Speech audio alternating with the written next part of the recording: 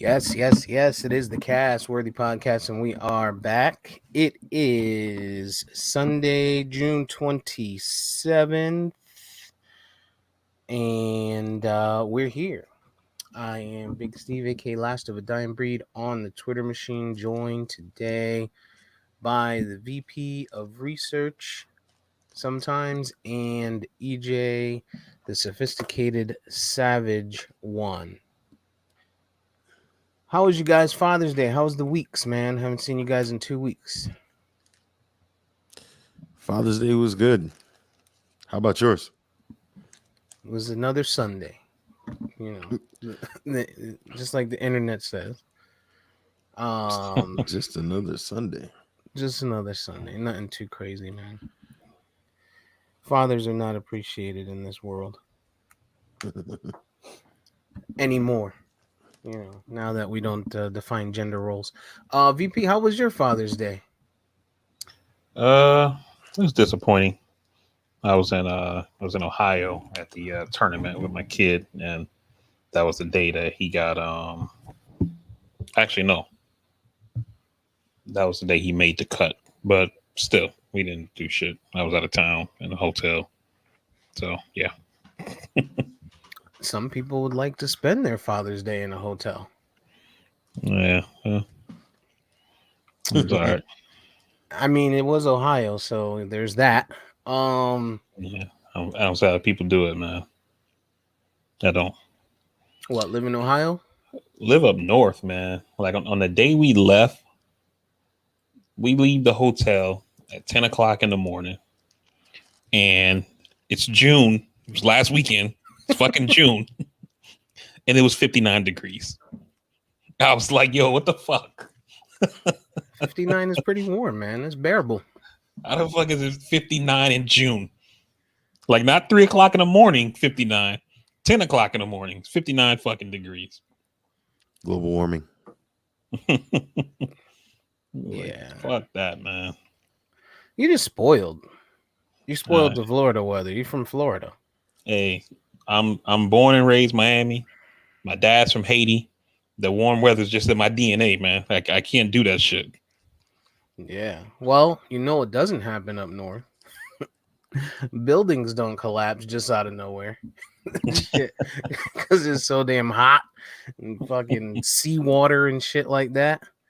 But Man, I mean, crazy. 59 degrees in the morning generally leads to like 80 during the day, which is what we usually wake up to down here in Florida. Yeah, I mean, by the time it probably got there, we were gone already because we flew out. Our flight left around 1, so we were at the airport by like 11:30ish. So yeah. 11:30, 12. It's actually refreshing in the summertime living somewhere with seasons like that because after you've been sweating all day, usually you get a pretty decent evening or decent morning. Not 59 usually. That's uncharacteristic, but yeah. But also, let me tell you about my trip real quick, man. Yeah, let's talk about it. I know you were concerned about the flight and all that. Right. And those concerns were justified. So but who'd you fly first? I flew with Southwest.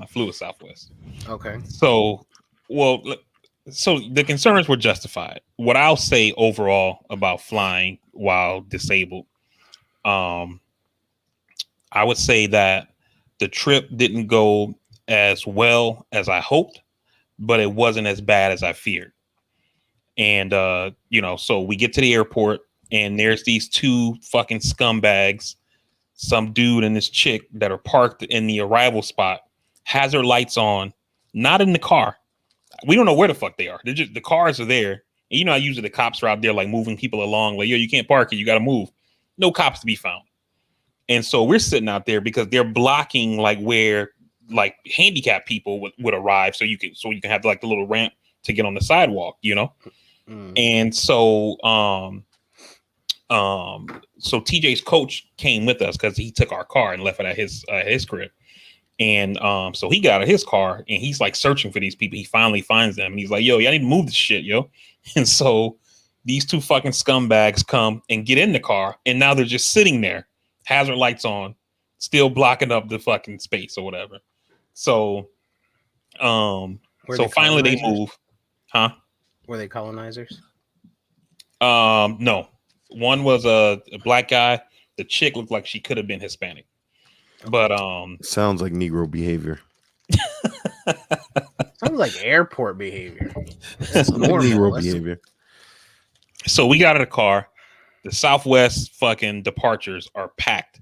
The curbside and inside.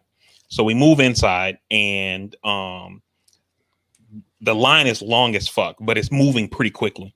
So now we get to the front of the line, and we ask the lady, hey, he's in a wheelchair, do we need to stand in this line? She's like, oh, no, you got to go to that line over there. That's the full service line. So we're like, oh, shit, full service, bet.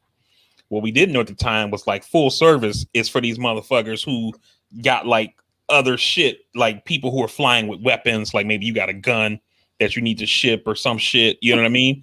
So that's why that's the full service line, because they can take care of everything, which means the shit's going to move slower, which we didn't know. So we get in that line. That line was kind of moving at first, and then it slows down. And I mean, way the fuck down. These two black chicks get to the front of the line, and their bags are overweight. So they're standing at the counter, shifting luggage between suitcases while the line just wait. I'm like, yo, tell them motherfuckers get out of line. They can't be doing that shit at the counter, yo. Like, what the fuck? Negro behavior. Right. So it was only 4 lines open on the full service side, right? So one line is these black chicks who are shifting the luggage. The other line is this older white lady in a wheelchair who can't find her boarding pass. And she don't know like any of her information for them to like look it up, like confirmation number, nothing. So that's 2 lines gone. Does she know her name? I don't know what the fuck was happening, but they couldn't get her shit pulled up. I don't know. So then the third line is this family that's traveling, but one of the travelers, like I don't know if he was like the dad, and they told me when I booked my flight, like, hey, when you get to the gate, when you see the gate agent, let them know, that you need assistance, da da da da. I'm like, all right, bet. So I get all the way to the gate, and mind you, my family went to go get some breakfast, so I'm at the gate by myself. I push myself all the way to the gate, and I tell the chick, hey, I'm in a wheelchair, I need assistance. Oh, you got to go over there. I'm like, what the fuck, yo? So I get turned around. So you rolled to her in a wheelchair, right? And you had to tell her you was in the wheelchair. Because what's supposed to happen is that I and then she didn't even wheel you where you had to go. She was like, oh, nah, you got to go over there, bro. Nah, dog. Your area's over there. I don't do pushing. So I go to the other spot, get checked in and everything, because they had to give me like a luggage tag for my wheelchair, because I stay in my wheelchair until I get to the plane, and then they take it right from the little ramp and put it under the plane, right? And then when we get to the destination, my wheelchair is right there at the ramp as well, right? Mm-hmm. So we get all that stuff squared away, and I get back over to the original gate agent who sent me the other spot, right? And I'm like, yo, like, you guys know that I need assistance, right? I can't transfer on my own. So like somebody has to lift me up and put me on the aisle chair, which is like this smaller wheelchair that can go in between the seats, right? She was like, oh, yeah, I didn't know that. We don't have anybody here, and I can't lift you because it's a chick, right? So I'm like, what the fuck, yo? So sexist. I was like, we'll figure it out. So we get down there. I'm trying to transfer on my own. She's trying to help. My family's trying to help. And I'm just like kind of fucking stuck. So finally, the flight attendant, who's like this older white woman, was like, stop. She was like, don't move anymore. She tells the chick, you need to get on the radio and call your supervisor and get somebody over here to help him. She was like, this is not fair to us, and it's definitely not fair to him. This is unacceptable. So the lady gets on the radio. They send some skinny white dude over. He helps. Like they get me on the shit like enough to get me on the plane, but it was like a fucking nightmare to start. And so the flight attendant tells the chick, like, yo, you need to call Ohio. Tell them they need to have 3 guys waiting for us when we get there. And she's like, 3? You think he needs 3? She's like, 3 guys. So she was like, all right, I'll take care of it. So we take off. We get to Ohio or whatever. flight attendant gets off the plane. She comes back. She's like, "Oh," she was like, "You gonna like what I got for you now?" She was like, "We got some real help this time." And I'm like, "Okay." She was like, "I mean, we got some real men." And so I was like, "All right, bet." So like handicapped people have to get off last because it takes longer. So they get everybody off first, and then I get on first, get off last. So once they get everybody off, she goes out and get the guys. These motherfuckers come around the corner. It's 3 big ass corn-fed white dudes. All 3 are firefighters. They got their firefighter shirt on and shit. So the dude comes up. He's like, "Yo, can you stand up?" I'm like, "No." He's like, "Can you show me how much you can lift your arm?" Da da da. I show him. He's like, "All right, we got you." He's like, "I just need to know what I'm working with." Man, these motherfuckers come on. They get on me. Man, this shit was like 10 seconds. I was up in the air in the chair. They get me off the plane. They put my chair next to the aisle chair. They're like, "All right, you ready?" I was like, "Okay." And the one firefighter was like, "All right, you call it, Chris." And he was like, "All right, 1, 2, 3, up." Boom. I'm up in the air in my chair. All good. You know what I mean? And then like after that, the rest was fine. Coming back, same shit. They were ready for me. And they, got me out of the chair on the plane. When I got to Orlando, they were ready for me, got me out of the chair. It was just that first leaving Orlando that was some bullshit. But the rest went pretty smooth. That's why I say not as good as I hope, but not as bad as I feared. Florida. That's what I learned from that story. Sounds like it wasn't that bad. I mean, there's people that have some real horror stories at the airport. You just, worried about some incompetency. That's America. No, I get it though, right? But I mean, the whole like when I called Southwest and booked over the phone, the lady was like, "Yeah, you could have did this over the web." And I was like, "Well, nah, I'm handicapped, da da da." She's like, "Yeah, there's like a little button." And I'm like, "No, I didn't want to press a button. I wanted to talk to a person. So you put this shit on my reservation, like, yo, motherfucker's handicapped. He needs help with this, da da da da. So that way everything's all ready." I called Southwest 2 days before my flight. "Yo, I'll be there on Saturday. Yeah, we ready. We got you." You know what I mean? And when I got there, they weren't ready. Yeah, Sounds like Florida. and you yeah. Well, I mean, it is Southwest, right? I mean, so Yeah. there's that part of it. Do they still do like phased boarding, or like Yeah. do you pick your seats now? No, you still pick your seats, but they do it like your boarding pass has like I think it's like A, B, and C. And then so they load group A first, group B, group C, and then you just kind of pick your seats as you get on. And I guess like group A, I think it's all random, but you could pay to get like bumped up to group A so you can get on first to pick a better seat. But like even for me, my ticket was group B, but because I'm handicapped, I get on the plane first. The only person who fucking joke. Yeah, Southwest the only people who got on the plane before me when we were leaving Ohio, there were 2 kids who were flying. They were unaccompanied minors. They looked like they were about 6 years old. And so the flight attendant came out and got them from their dad. And then they brought them on the plane first because the flight attendant needs to sit them close to her. And so they didn't put her in the first row because that's where they had it was me and another handicapped person on the flight. So we needed to be in that first row for the leg room. And so they put them in the row right behind me. 2 chatty ass kids too. They had a guy who was a pilot who was flying, like, how the pilot, like the airline crew be flying all, on the flights and shit. And so he was coming to Orlando for whatever. And so he was like, "You want me to sit next to them?" And she was like, yeah. Because they didn't want it would have been a stranger regardless, but not like a civilian, I guess. So he sat next to the kids and he was asking them all these questions about flying and all this kind of shit. I mean, they were just talking non-fucking stop the whole flight. So yeah, I don't know why E like Southwest. That shit is straight fucking trash. That you board and it's then all fucking everyone for themselves, every man for themselves. You might not be sitting next to your family and shit. Like that shit is a fucking joke. Let me pick my goddamn seat, man. Shit. And there was this one guy. There was this one guy who got on the flight, yo. If this motherfucker was sitting next to me, it would have been a problem.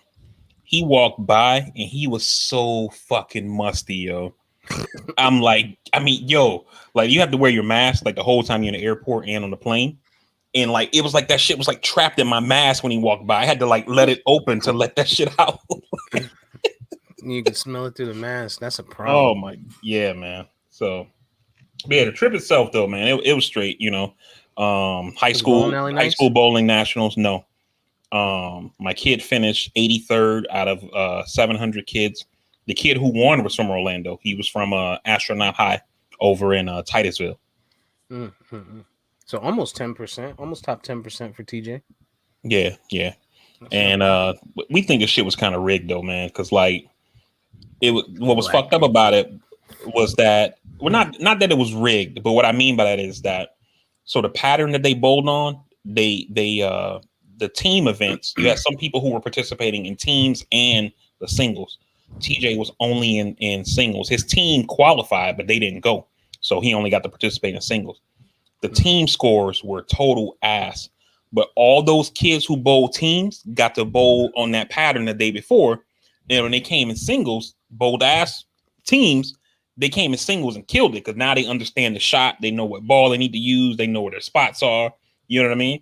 And so all those kids who were like in the top, I would say 40, all bowled teams. Well, why didn't TJ's team go? We have no clue. No clue. Yeah, I mean Mm. that's clearly the strategy. Then get it out ahead of time. Get your practice in, and then come back for the single Yeah. performance. But TJ didn't have the squad, so Yeah. So they didn't change the pattern. Nah, it was the same pattern for teams and singles. Oh, And that's the team that won the team event is a high school team that the bowling alley that we was at, that's their house. And we were like, I yeah, don't that's know, dog. no, it's normal. I mean, not normal, but you can expect that. It's home cooking, man. You That's used to what that's those the point. That's lanes. what I'm saying. Yeah. But you're always gonna have people like if it was in Orlando, TJ would have been, pretty more familiar there. But it is Yeah. what it is. But those houses are shit. Like those small town houses, Yeah. well, they're fucking terrible. So Yeah. but good. Well, I'm glad that you got to and from Ohio in one piece, and they didn't lose your wheelchair. I know that was your biggest fear. Yeah. Oh, and Um, one more thing about the trip, man. Let me shout out Kathy, who's this old white woman we met at the bowling alley the last day. We were coming in the bowling alley, right? And I'm in the wheelchair. And so of course, everybody just waited for me to go in first when the doors open. Yeah, right. So she was pissed about that. oh, So when you're we got black. in, she came and started chatting us up and was like, I was so mad they didn't let you guys in first. Like, what kind of crap is that? Da da da da da. And next thing you know, like, because when we first got there, they didn't have the lane assignment. So, she was like, I got my people fanned out, my family, because we don't know where we're sitting. So we're like all over. So I told everybody to make sure we save room for you guys. If you're close to us, we were like, all right, bet. She's like, hey, did you guys get a hat and shirt yesterday? We were like, nah. She's like, let me go get you one. And then so like she was on it, yo. So, appreciate you, Kathy. Mm. I bet you if you told her you voted for Biden, she probably wouldn't have. Probably wouldn't have got a hat or a shirt. Where was she from? She was local. She was from Ohio. Oh, okay. Well, you never Yeah. know. She might be one of the ones. Yeah, it was people from all over, man. There was 3 kids there from fucking Alaska, yo. No, never doing that. Never doing that. Like I might go to Alaska just for the experience, like if it was a tournament or something. But I'm not coming from Alaska to Ohio. Like Yeah. like maybe if it's Disney, like Florida, but there's no way I'm bringing my kid from Alaska to I Ohio. mean, you can go to California at Disney though if you're from Alaska. That too, yeah, that too. That's a fucking journey, yo. Fuck that. What about you, EJ? What'd you do last week? Father's Day or In uh general, it's been 2 weeks. Anything interesting? Any new buns? I plead the fifth at all times. I went up to PA to see my sister. Uh, and she lives in Trump country, which was Mm. pretty interesting. Appalachia. Yeah, yeah, she lives in Trump country, and that was fun. That was probably my longest road trip I've had in quite some time. I don't like driving more than an hour these days, but yeah, man, I really didn't do too much. Went up there, saw her, and girls have fun with their cousins and all that kind of good stuff. And Oh, you took him with you? yeah, yep. And Sunday Father's Day. What I don't even remember what happened Sunday Father's Day. Yo, how was that, man? Road trip with three girls. That's chilling. I mean, they're all, I mean, my oldest is a year younger than TJ, and 10 and 6, they're fine. Pretty Okay. much just talking, asking how long it's gonna be. Are we there yet? you know, and after a while, they go to sleep. I just put on whatever podcast I could find. You know what I mean, and that usually takes me through it. But yeah, man, it was good little outing. I can't remember what I did on Father's Day though. Pretty sure I got drunk though. Pretty sure. Pretty sure. Was it Zaddy's day for you? Nah, man, I just chilling. Just chilling. I think I smoked a cigar too, and just chilled out, man. Somebody had like an event. Somebody had an event somewhere I didn't go to, and I wound up just hanging out, man, smoking a cigar and chilling. People like, yeah, you never had the kids on Father's Day? Like, no, why? I have them every other day. Like, why? Yeah, yeah, You it's know? more for losers that Yeah, don't spend time with their kids. yeah. Cool. All right. So what has happened this last 2 weeks, man? A lot's been going on. And the NBA playoffs. Some stuff to talk about today. NBA playoffs, some bingeable stuff we'll go through. Obviously talk about Miami. Near and dear to VP's heart. For those who don't know what took place there, we'll get into that. And yeah, man. So where do we start? Where do we start? Did you guys watch the verses last night? We'll make that quick because that was trash. No. Last Nah. night's verses was Bow Wow versus Soldier Boy. Bow Wow Soldier Boy. I didn't watch it. I was at work, but I popped in and out a few times just to kind of see what was going on. They had decent viewership. I mean, on Instagram there was about 600,000, almost 700,000 people. That's a shock. Yeah, Yeah, I mean, you got to think they were younger kids, right? Kids who might have been in high school that are now in their whatever age group when those guys were out. We're just above that age group, I think, for their music being anything to us, right? We heard it on the radio and shit, but or yeah. not so much Bow Wow, some of his older shit, but I I, mean, it I was didn't catch decent. it. I didn't catch it. I saw a clip on Twitter, and if the clip that I saw on Twitter was indicative of the verses, I'm glad I missed it. It was, and because the person who posted the clip said like, "Oh, this was the highlight of the night," and it was Bow Wow, and he was like, "Hey, Soldier, you told me like, yo, don't come out here trying to play none of your movies, dog. This about music. So I'm gonna play a song from one of my movies." And then he played a song and then like started doing a dance, and then people were like clapping and shit, and I'm like, this was fucking whack. So if that was how the night was going, and that shit was terrible. I'm glad I missed it. Yeah, it was so when I actually tuned in, actually I tuned in about 2 or 3 times, and one time it was just stupid. The best part of it was reading, the comments, because like Soldier Boy he was playing shit that he wasn't even on. Like he played a Drake track that he wasn't even on. people people were like, what is he Did he produce doing? it? What do you do? No, he was just I don't know. He played a track that he wasn't on. The very it was like one of the, remember when LimeWire was out, like, and Yeah. it might say like 50 Cent in the club, and then you pop it on and it's like the nigga next door rapping or some shit. Like it was like a whole Drake track, and it went all the way through, and everybody's like, yo, where's Soldier's verse, like, and Bow Wow saying in this shit. And like the last 20 seconds, like you hear Soldier Boy spin some shit. It's like he just recorded some shit at the end of it. It was like, you ain't never did a song with Drake. Like, nigga, neither did you. Drake don't even know that shit exists. Fuck.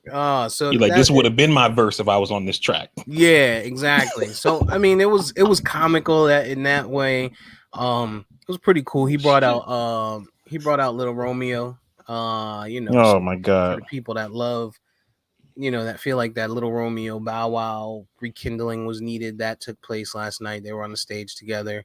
Bow Wow brought out JD and the Brat, and he brought out 3 6 Mafia. He brought out a few people for some of his tracks while I was in and out of it, but not anything that I wouldn't go back and watch the whole thing. Like I don't wouldn't even recommend it to anybody. I probably caught maybe 30 minutes tops of it, in different spots. But I mean, I was surprised that they brought out 600 plus just on Instagram. Then you got to think about Triller, so they probably broke the million mark with They those said it was guys. capped at like 700 something. Oh, was it? So not too many Mhm. people on Triller then. Oh, That's still a so lot though. 500,000 Yeah. people, yeah, over yeah. I half. mean, yeah, 3/4, seven and change. That's actually really good considering it's a Saturday night and the world is back open. You know what I'm Right. But saying? not only that, I mean, boxing was on, And and MMA, yeah, I don't right? know who. I wasn't watching MMA, but I know the world was watching boxing because you had on ESPN, you had Lomachenko fighting, and then you had Tank Davis versus Barrios under in Hmm. a pretty good Showtime card. So I don't know, I don't know who was fighting in the UFC or MMA, but boxing was definitely at the forefront last night. Davis And is it going was to and it was haymaker. opening weekend of Fast and Furious. I mean, I That, know people aren't going to movies like that, but still. yeah, and on a Saturday night, you got that. I mean, and just in general, man, like California recently opened their shit up. New York just recently opened their shit up. There was a playoff game, NBA Yeah. playoff game last night. Like there was a lot going on for them to still end up getting 600,000 people in there. Obviously, it was Instagram, so it could have been people still doing all that other shit, right? Still Yeah. watching NBA, still watching boxing, and just had it up on their phone or some shit. Like me, I But was at work and I was just chiming in to see some of the comments and shit. also, Steve, I think that like let me not say we, because we did our shit different. But people in Florida who didn't really get a legit lockdown, for us, shit's kind of just been open. You know what I mean? You Mm, have other places that are just opening, so people are like, I don't know if I'm ready yet. Let me yeah, dip my toe in. normal Maybe instead places. of ordering Uber, I'll pick it up from the restaurant, but I ain't going in that motherfucker. Like Yeah, shit like that. But here in Florida, they're like, what COVID? Like because nigga. DeSantis is like, fuck it. If you die, you die. Listen, man. I know that Florida is all the way open because I went to Costco yesterday to pick up a few things, and the samples are back. Like the bitch Damn. was like, "I got meatballs for you." I said, "Bitch, meatballs? It's 100 fucking people in here, plus breathing and shit. You want me to eat them fucking meatballs? Fuck out of here, yo." So there was a bunch of sample stands back in Costco. So that's how I knew that they were back. That like we're back open. It's crazy, yo. Fucking but it was interesting, man. Interesting. I went to a wedding last Saturday. And it felt good just to be out, it was a no mask wedding. Pretty small, not a huge event. I ended up getting sick. But I got like it was like food poisoning sick. So Hmm. here I am. I'm at the wedding, start drinking and shit. We eat. I had the chicken, try to be safe, let me get the chicken and mash, eat that. 10 minutes later, we're like, oh, as a table, let's go to the photo booth. We get up, start walking over there, and I get those the bubble gut pains that you get, Mm-hmm. that you're like, oh my god, I think somebody just stabbed me in the stomach. My stomach's like, Yeah, my stomach was like, no, no photos right now. So I said, oh, let me go just take a quick shit and I'll come back and do it anyway, right? So I get in the stall and it didn't want to come out. Like the pain was just so bad, and like I'm like, yo, what's wrong with me? I thought I was dying. I was like, yo, my shirt was like drenched. It looked like somebody poured a cup of water on me because I was sweating so fucking bad. Like it was, nigga, I was bent over, my eyes were closed. I was like, yo, if I pass out in here on the shitter, somebody gonna come find me with my pants off. So I was in there for like an hour and a half, yo, at a wedding. So I text Nikki, I was like, yo, we gotta go, man. I said, just pull the car around front. I'm not even saying bye to these motherfuckers, yo. I'm going out the front door because I look bad, yo. So I ended up fucked up on, and that was the day before Father's Day. So Father's Day I was still kind of recouping, so I didn't really get to, do much that day. But yeah, it felt good just to be out initially, right? They had high top tables, and it was some people from work and shit, and just kind of chilling and shit, having some drinks and building, and then sitting down at the table laughing and joking. It was like, wow, this is so irresponsible. This is where we were 2 years ago. Yeah. So that was pretty cool, man. And you know it was fun, man. I look forward to some more getting out. But I'm telling you, man, spots is busy. Like Yeah. Costco yesterday, oh my god. I was in and out in like 10 minutes, because when I walked in and I realized how many people were in there, I said, oh no, this is not good. And you know how, Florida, right? So, motherfuckers don't believe that COVID was real anyway. So you Mm-hmm. see all these motherfuckers walking around with no mask. I don't believe that they're vaccinated. Like half of them. Right. You know what I'm saying? Half of them are just like, oh, I don't gotta wear that mask. Thank God, the stupid Sleepy Joe, like fuck, Mm-hmm. so I don't trust it. I still wear my mask and shit, but just those big crowds too crazy. But I do look forward to some life, uh, and taking a flight somewhere, man, somewhere soon, no doubt. But man, I was hit on twice last week. I was hit on twice last week. Picked Ashton up from school. We went to I went to go take him to get some lunch right after. We walk in, we're getting food and shit. Picked it up and I was gonna take it home. As I'm walking out, lady was like, "Oh, he is." What'd she say? He is beautiful. And I said, "Oh, thanks." And she said, "He looks just like you, so you're beautiful." I said, "Bitch, this is not what I'm here for. I am a married man. Don't be catcalling me. What's wrong with you?" But yeah, man, it was funny. And then another one, I was at Casual Mail. I was buying the suit for that wedding, day of course. Leave last minute. Dude was like, "How can I help you?" I was like, "Yeah, I got a wedding in about 2 hours." And he's like, 2 hours. I said, "Yeah, I hope you got some shit that's already tailored to my size, or whatever." And as I'm in there, I guess this lady came in. She's shopping probably for her husband, father, son, whatever, for Father's Day. It was the day before. And I go try the suit on. I'm standing there. And she said, "Wow, that is nice." I said, "Oh, thanks." Yeah. I said, "It's right over there if you want to take a look at it." She's like, "Yeah, but up against your skin, it just looks so great." I was like, "Oh my God, you know what? I am not a piece of meat, lady." Sheesh. You getting Now objectified out here. I know, man. I'm starting to see what people been in the house for a long time. They are, ooh, thirst is real, man. Yeah. So yeah, so EJ, you should be eating right now. Should be a buffet out there in these streets for you. Shit, as this shit open back up. Listen, man. Uh, but yeah, man. So it's good, man. It's good to be out. I know you've been out and about. Up top anyway, EJ, for the most part, a couple bars and stuff like that. I haven't ventured into that yet, but hopefully soon. And then life is getting back to some type of normalcy Yeah. for people. Um so all right, man. What the fuck happened in Miami, Vari? What? I thought we were focusing on infrastructure.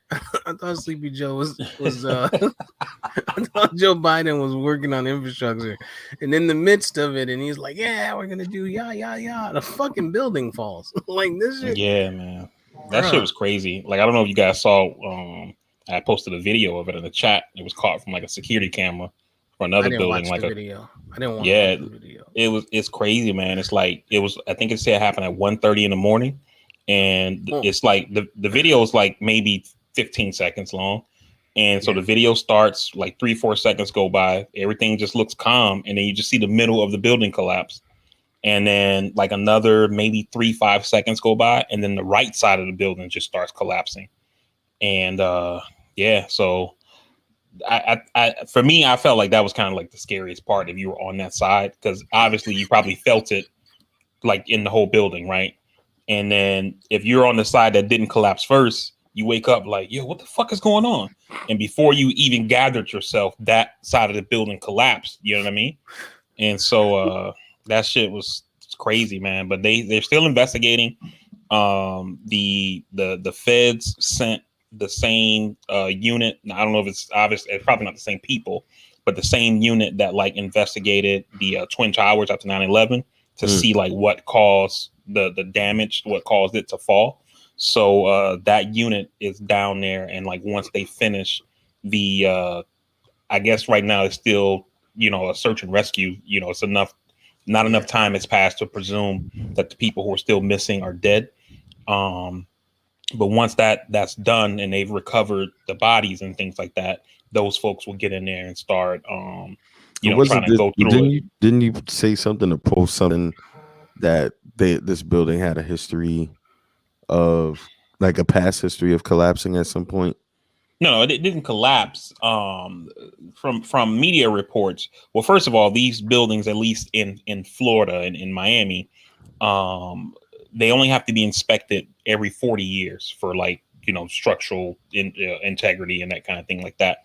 This building's coming up on 40 years. It was built, I think they said it was built in 82 or something like that. So it's not at 40 years yet. It's coming up on it. So it wasn't actually due to be inspected like right now. But there was a report back in 2018 saying that people had, reported like some structural damage or something like that. Maybe from like the construction of other nearby buildings or something like that when they're ramming in those fucking those things that go deep into the ground to support the building or something. Beams? Hmm? The beams? Or whatever they're called. I don't know what the fuck they're called. But you know what I'm talking about. Pillars? But yeah, pillars. There you go. So there was reports of this, but again, we still don't know what exactly caused the collapse. But the only thing that I know of for sure is that somebody's about to get fucking sued. So Yeah, I couldn't imagine. It's just a horrific thing, man. I couldn't. I mean, what do you? That's I what don't I even was know what to thinking. say. Like, it's crazy, man. Like, just 1:30 in the morning. I mean, yeah, I Imagine couldn't imagine. all the shit that you could be doing at 1 in the morning. Like there was probably yeah, and what kind of people was it? Like did they say it was like was it a senior living type of building or just like because I saw bunk beds in a picture that I saw, which was really fucking sad seeing that because it looked yeah, like kids bunk beds. I did look into a little bit, and they said over the years that two of the tenants have already sued I guess the HOA company for that building mm, because there have been cracks in the structure because there's been structural cracks, and they mm, settled both times, right? So there was evidence that something could have potentially happened, in due time for that. So they gonna get sued. They gonna get sued again. It's gonna be bad, but it's still, sued or not, like, that's a lot of people, bruh. I mean, yeah. they said, what was it? I don't know what the newest number was, but I know at one point there was 4 dead, It's up to 5 149 now. 149 accounted for, but like 130 something still It was. unaccounted I think it was for. 120 accounted for Yeah, and 159 unaccounted for. Yeah, right. There, that's that, the numbers. That's the last numbers I saw. 5 dead, 120 accounted for, 159 unaccounted for. mm, And also on the pile, like the rubble, there's been fires under there, and so you know you could have people who've been burned alive if they survived the fall. Um, you also could be could people have people who alive survive still who under are there. like smoke inhalation and things like that. You know what I mean? So it's that shit is just terrible, man. It's terrible. It's been what, 3-4 days now Yeah, I since think that it happened. happened overnight, like Thursday. So like Wednesday night, Thursday morning. Yeah, nobody's alive under there no more. Yeah, I Like mean, you figured. I mean, they say, they ain't got no water. yeah, they say Like like like person can go like 3 days without water. Let's say you got like a stronger person, maybe they can go 4 or 5. But you're talking about smoke Miami and Heat. and and yeah, the heat, the the pain that they're fires. enduring, Yeah, like man. it's just crazy, man. It's crazy. Yeah, That sucks, yo. That shit, that's a, and you know what? That's one of the things that that's a fear of mine. Like when I stay in hotels, I be like, God damn it, man. And it ain't even that it's collapsing. I'm like, yo, what if one of these dumb motherfuckers staying in here smoking weed, fall asleep, and the shit gets on fire or some shit? Like that's the shit that goes through my mind. Like, and that's another reason why I never really like living in an apartment or anything like that, because yeah. it's I it's think not about how that good constantly you too. are, it's how fucking dumb somebody else can be, you know. Yeah, I think about that constantly too, especially since becoming disabled. A lot of times when I stay in hotels, like the handicap accessible rooms, I stayed in one hotel. The handicap accessible room was like on the fifth floor, and I'm like, if there's a fire, they say don't use the elevator. Like, how do I get out of this motherfucker? You Out know the what I'm window, saying? bro. Right out the window. Like, I think about that. Like anytime I'm in a hotel and the handicap accessible room is not on the first floor, I always think like, how the fuck do I get out? You know, because if you're on the first floor and like you can't get out your front door, you could use something and break the window and try to get out that way. But if I'm on the fifth floor, you know what I mean? They like fucking, they're not gonna break nothing anyway. Like he Yo, I fucked would, up anyway, so he yeah. He won't feel it. Nah. let Yo, him go. I would not stay at a hotel if I was you. I'd be like, yo, is the room on the first floor? I'm not staying on that bitch if it's not. Yo. Give me a new hotel or new room. Oh man. Well, yeah, man. So obviously, best wishes go out to them, to the people there, the families. I know they're probably fucking. I'm sure it's Miami, right? So there's probably elderly people that lived in that building at some of them. Yeah. There probably some people from, you know, not America. Their families are in Hmm. another country, concerned and worried and shit. So, best wishes to all of them, and obviously, hopefully, they get it sorted out. And if it's something in that area, they can clear out any other buildings before something else happens. Hopefully, it is. I'm not saying hopefully, but hopefully, it is just something to that specific building, and you don't see another one in a week or two just fucking come tumbling down like fucking dominoes and shit. That'd be Yeah. fucking terrible. Um, NBA man, NBA Trey Young's looking like a bad motherfucker, but Giannis and them boys was like, no, in game 2, no, thank you, and playoff P looking real playoff P-ish for a bit, but just not having it, missing some big free throws. You guys been watching the games or? I watched. I happily watched Milwaukee thump Atlanta. Of course, I want Atlanta to lose at all costs. But yeah, man. I mean, the Bucks finally came on, and we'll see what they do in Atlanta today. You know, Atlanta has been a road kind of team, but that might have been the momentum swing right there. They were thumping them dudes. I mean, they were up 30 at one point. Mm-hmm. So they might have the formula. They might have something there.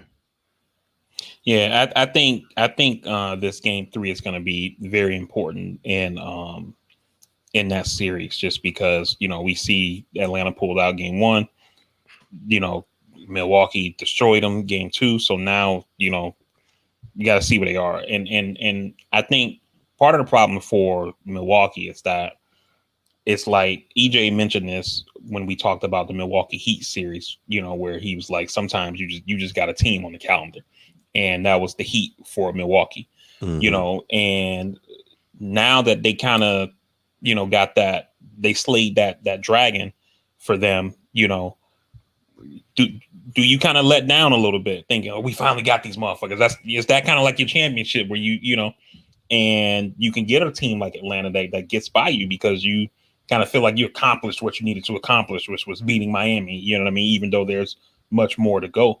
And so this game 3 is going to be very important. In the other series, there's no team more dangerous than the O2 Clippers. It seems like it in the playoffs. So, but it wasn't a B last night, man. Like you said, Steve, Paul George missed very important free throws last night.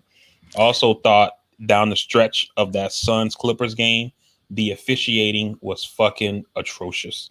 I mean, Mm-hmm. EJ talks about it all the time with the refs, I tell but you like all the down time. down the stretch, it was awful, man, awful. I tell you all the time. NBA refs are the worst in professional sports to me, bar none. And to me, in a lot of instances, the NBA is way easier to me to officiate because you got the calls, you got the angles. It's 10 guys on the court, versus 21 on or 22 on in football, and things are faster, and you get caught in the trenches, and so I agree, man. I don't know. And then just with the history of the NBA and the officiating scandals and stuff, you always gotta wonder, right? But Mhm. I can't blame Paul George for anything in this instance, man, because the one guy that's supposed to be out there ain't out there. You know what I mean? So your team leader, your most dangerous player, your top scorer, top defender, he's out. He's watching from the rafters. He ain't even on the bench, which I found was pretty weird. Um, Sir. but then with Milwaukee and Atlanta, I think Milwaukee was pissed off, and they had to let them know and make a statement because Atlanta seemingly plays so well in the late stretch of the game, fourth quarter. All they do is kind of just seemingly hang around because Milwaukee had them at one point game one, and they just let them hang around, and Trey Young did him in just like they kind of did with Philly. So I think Milwaukee's come out with the energy to say, "Nah, we're a better team. We can do better than this. We gonna punch him in the mouth," and they did that. But I don't blame Paul George for anything at this point. He's redeemed himself. Kawhi, getting injured. That's unfortunate, and I mean he's supposed to be out there. Paul can't carry this series by itself with CP3 and Booker and Aiton playing like that. It's too big of a task. So EJ, I agree with you with your point overall on Paul George, but when it came down to those key moments that basically, at the end of the game, this dude missed key free throws. It's not like, I get what you're saying. He's one guy. He's not playing with his other star. They got all those people on the other side, like Aiton and CP and Devin Booker, like you mentioned, right? But that game was still winnable, and he gets put on the line and he misses the free throws. You know what I mean? Yeah, And you know, uh, uh, I'm always reminded of like Shaq when he used to be like, I make them when they count, and it's like they always count. Like they count in the first quarter, they count in the fourth. You know what I mean? yeah, but I But when mean, you're a guy who's getting paid $35 million, you got to hit those free throws. yeah, and at the end of the day, too, if it comes down to that, there's also the logic. If it's coming down to that, then that's the kind of game we're in. I mean, we lost it in a lot of different ways, but I commend the dude, man, because he's been in the shitter for such a long time. You know what I mean? So, I definitely understand you got to hit those free throws, but He's ain't still no in the ain't no shitter. Kawhi out there. No, yeah, he's still in the shitter to me. I think, from an officiating standpoint, I think basketball is the easiest to not only officiate but also to rig, right? Because you can fully change the outcome of the game in basketball at a certain point. You don't have that effect as much in football because there can always be a big play or something can be made, right? In baseball, same type of thing. You can call balls and strikes, but somebody could still rock that shit, whether no matter how you're calling it.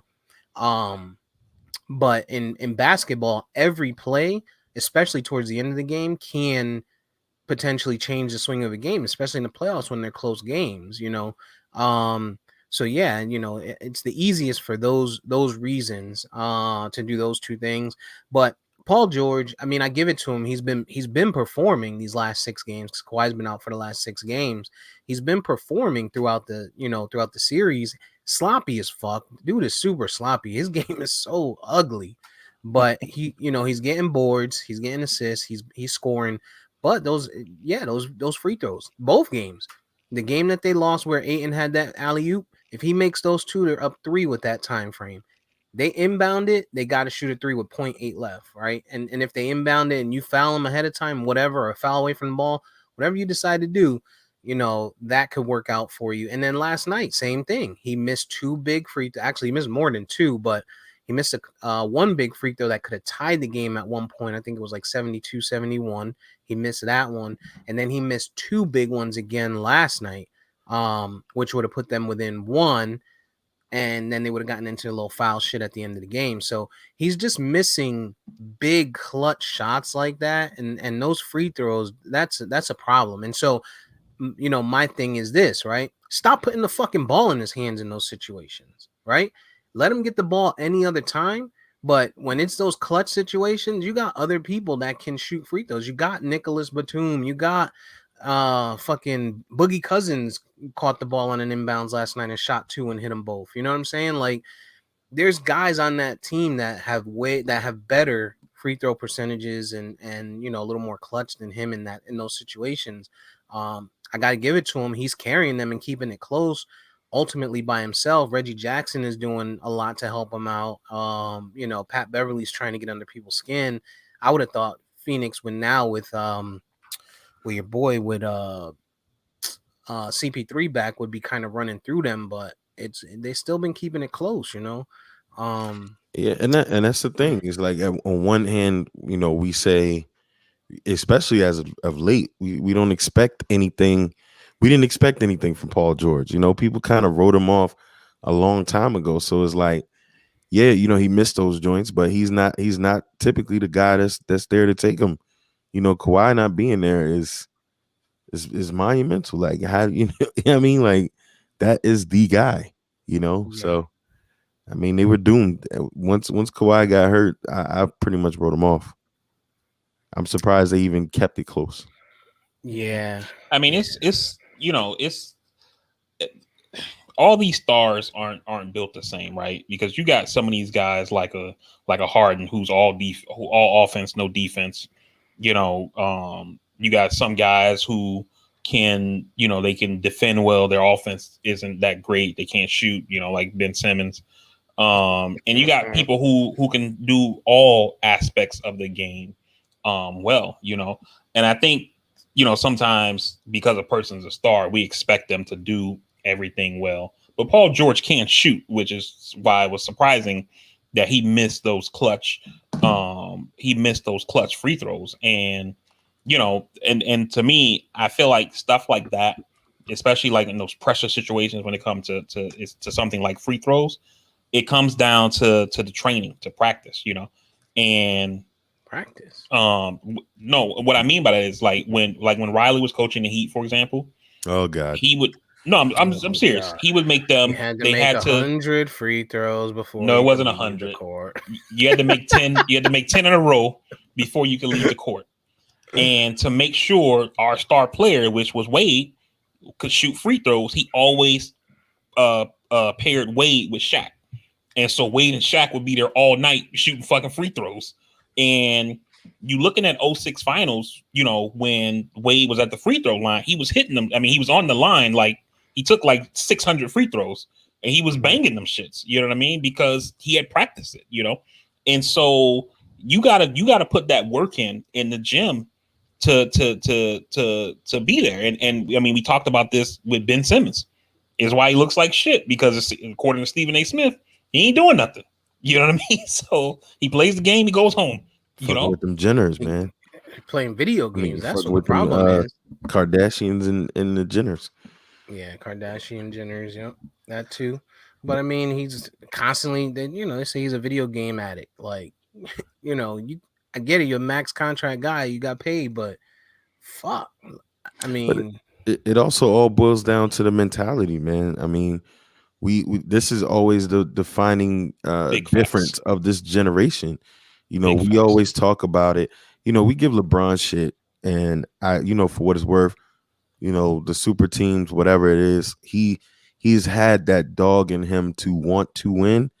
Is he as savage as some of the past? Maybe not, but you look at this generation. There's not a lot of guys out there with that dog in them. Kobe or Jordan. I mean, even the guys from that era. I mean, you look at H2O, Allen Houston, and hitting that clutch shot versus Miami. You don't have a lot of that dog in some of these guys these days, and it's a generational thing. A lot of these kids is the AAU AU babies, and they're all friends, and everything's been sweet for him. You know what I mean? A guy like D Wade, just looking at where he came from, then having to go to Marquette to prove himself. And I remember when that year, his final year coming out, even though he was being drafted high and all of that kind of stuff, they were talking about Pittsnoggle, who doesn't even play anymore. I mean, all these other guys over him. So it's like a lot of these dudes had to earn it and really get it through the mud. Whereas a lot of these dudes now, that killer instinct just ain't there, you know? Yeah, it's great. Like you know, I don't watch college basketball, but I remember when we drafted D Wade, a friend of my brother's, we were talking. He was like, "Yo, that kid y'all got D." He was like, "That dude's a star." And Yeah. I'm like, I had, because I mean, even though I don't watch college basketball, I mean, I watch Sports Center, so I hear some of the names. I knew about LeBron, Carmelo. You know what I mean? But he was like, "Yo, I'm telling you, that kid's a star, man." He was like, "He's so good." And to your point, EJ, it reminds me when Kobe died, and I saw a guy who was on ESPN, and he was saying, like, I forget who it was, but he was like, they played the Lakers that night, and so he showed up a couple hours early to get a workout in, get shoot around before the beginning of the game or whatever. And he said Kobe was there, but when he got there, Kobe was like winding down his workout, and when he got there, Kobe just kept going. And then when he finished, that's when Kobe stopped. And Yeah. then he was like, how come you out here so long? He was like, I wasn't gonna let you come out here, be out here longer than me. Yeah. So he stayed, you know what I mean? And then he was like, Yeah. in the game that night, Kobe roasted their ass. Yeah. But like, to your point, those dudes got that killer instinct. You look at a LeBron and a Carmelo drafted the same year, and you see LeBron doing all this work in the offseason. Carmelo's not, I don't think he was putting in that kind of work in the offseason. He And wasn't. so, and the same thing would have Ben Simmons. I asked that question a couple weeks ago. Like, what is he doing in the offseason? What tool is he putting in the tool belt to say, let me add this to the game? Let me put this in the repertoire, whatever it is, whether it's 3-pointers, skyhook, post game, nothing. He ain't doing shit. Ben Simmons Nothing. clearly ain't doing shit because he come back every year and can't shoot. He's the same player every year. Not even that he can't, because people go their whole careers and don't learn how to shoot. But he don't shoot. That's the problem. Like, try, nigga. You know what I'm saying? Try. He'll be wide open and pass the ball, and that's all he's been getting killed lately, and they need to watch him, man. They need to watch him or get him a therapist, because he is getting killed, and they got to get him out of Philly. Philly fans are the worst fans in the world. They're pieces of shit. And fuck, they threw snowballs at Santa Claus. You know what I'm saying? Like, they booed, they booed TL, they booed Donovan McNabb, they booed everybody. You know what I'm saying? Like, they're just shit. They're shitty ass people. But I mean, fans across the board though are basically, what have you done for me lately, right? If Ben Simmons were to go out this offseason and put in the work, and then comes back next year and his game is better, I'm pretty sure fans will love him, even if they don't win. It's like, now we got 2 stars in Embiid and Simmons. They got to blow up that whole team. But yeah, I agree. Embiid is the only thing worth keeping. They got to get rid of Doc. They got to get rid of Harris. They gave Harris all his bread, and he did nothing. It's horrible. Embiid is the truth, though. Yeah, Embiid when is he's the out truth, there, bro. he's good, man. Yep. He's really fucking good. That's the key. When he's out there, he's always hurt, constantly hurt. Yeah. But yeah. So what about Eastern Conference? You guys see Trae Young looks like he's a little bit gassed. Looks like they found a way to kind of just force the ball to everybody else. Atlanta really isn't that great of a team, outside of him. He makes the plays, and that's what you want from your point guard anyway. But if you think about it, like I told you guys at the beginning of the playoffs, Bogdanovich was really the guy that got them, through that last half of the season, last third of the season, because he was killing it, and now he's hurt, so he's out there playing on half a leg. You got Gallinari, who I don't know what's up with him. He's half a person. He's a shell of what he was at one point. Atlanta just, and Capella, obviously he can't make his own plays. He's a center, Yeah. So they're he struggling. might be gassed because he got to defend Giannis and then come on the other side and try to play offense. Right.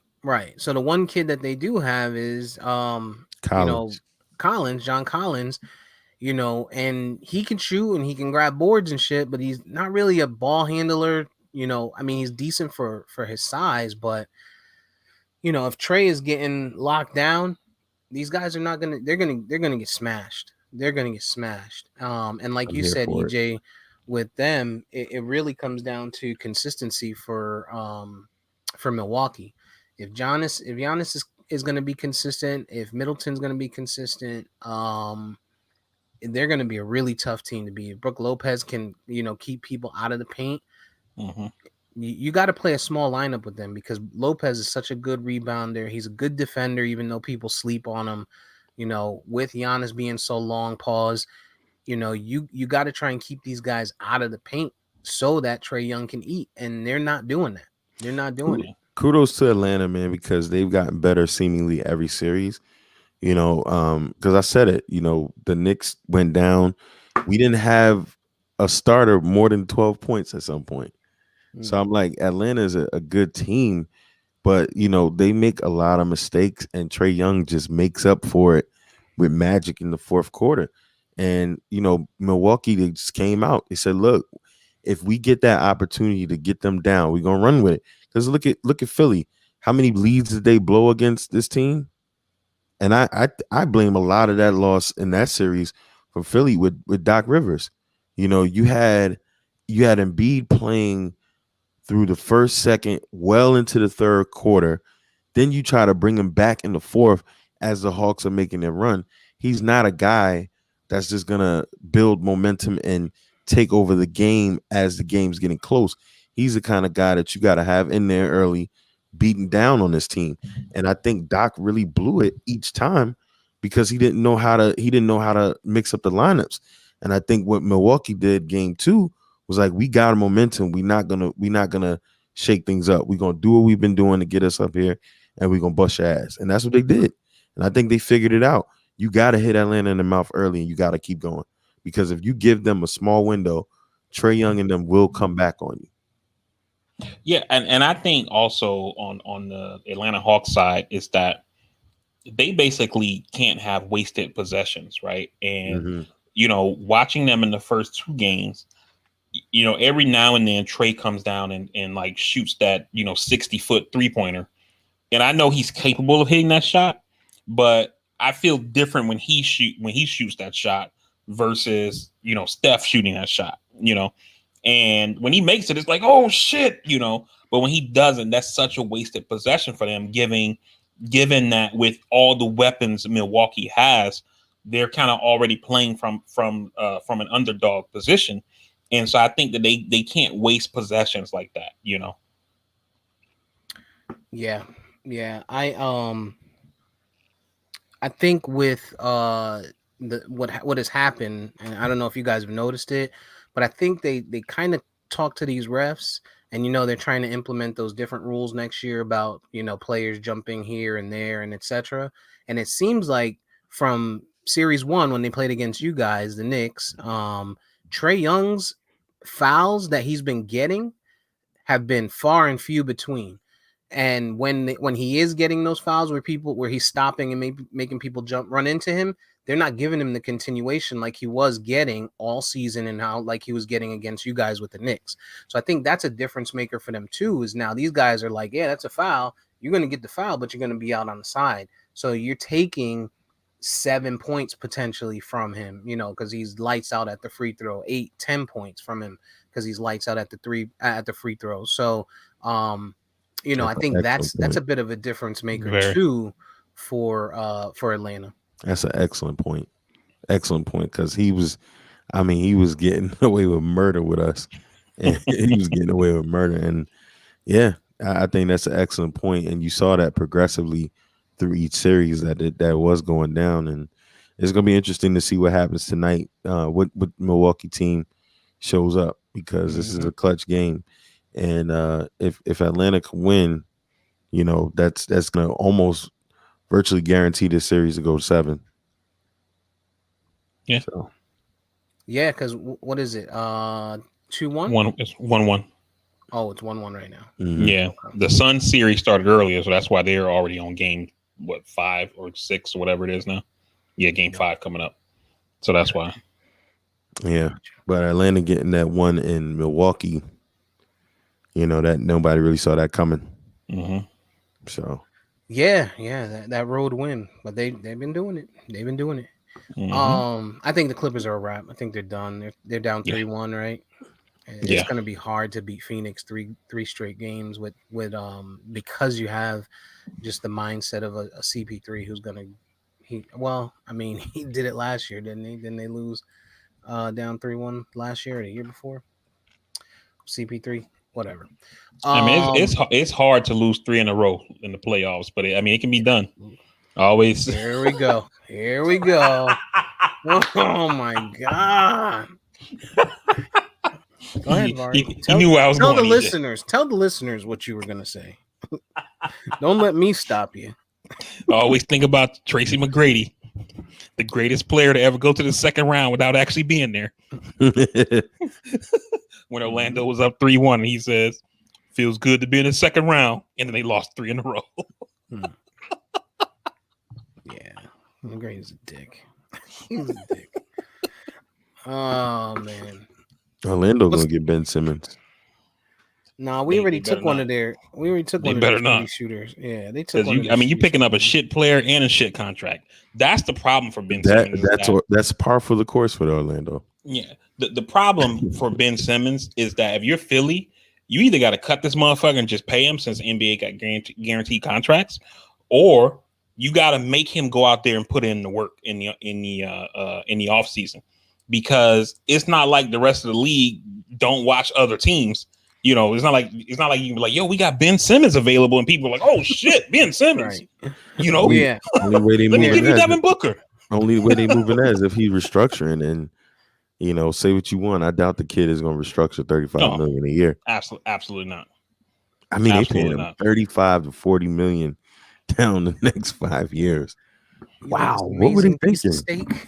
I see you drop the steak on the floor, nigga. I'm standing right here. Right, and then one other thing on Ben Simmons, and I don't know how much, this could,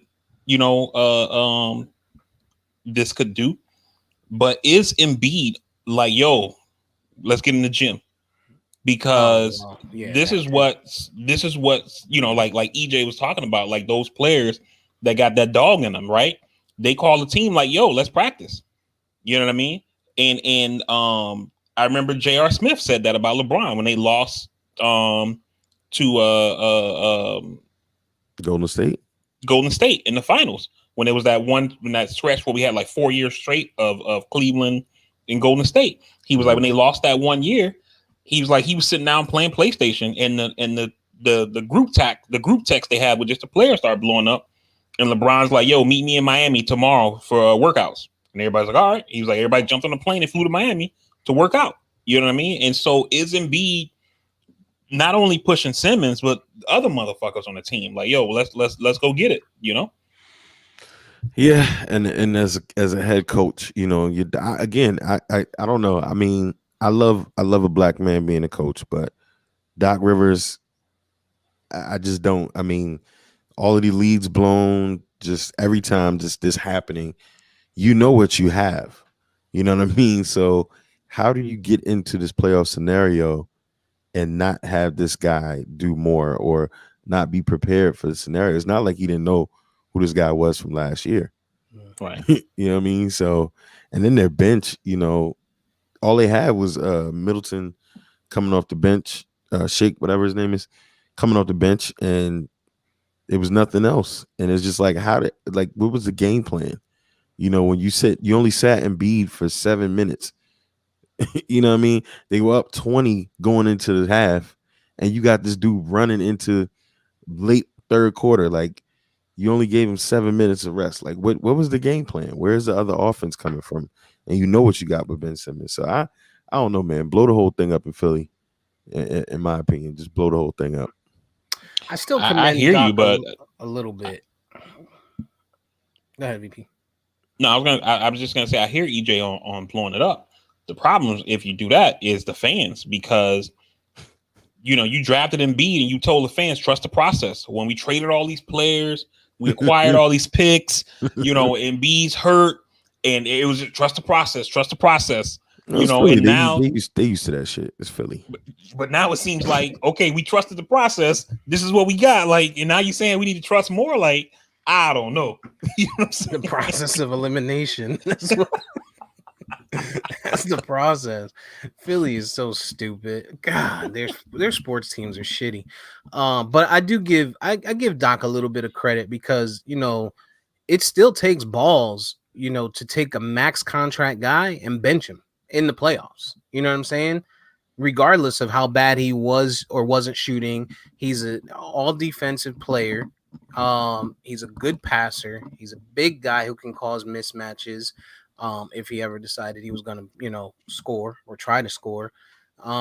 It takes a lot for you as a head coach to be like, our second guy, our number 2 guy, or number 3 guy, whatever you want to call him, we're gonna sit him. So I do commend Doc in that regard. I know EJ, you hate Doc more than any black coach ever. But yeah, there needs to and his track record speaks for it, right? He's constantly losing. So, there's that, man. But I don't know about Philly, man. They got some soul searching to do, and like you said, man, I don't know if Embiid is that guy. I don't know if he's that leader guy, right? I think didn't Jimmy Butler say that? Like, wasn't Jimmy Butler when he came out of there? He was like, he's not the guy, Yeah. that you Basically think he said is. ain't no dogs over there. Yeah, he said that's not the guy that you think he is. And they killed Jimmy, right? Saying that he wasn't that guy, and then he went to Miami and showed that he is that guy. Yeah.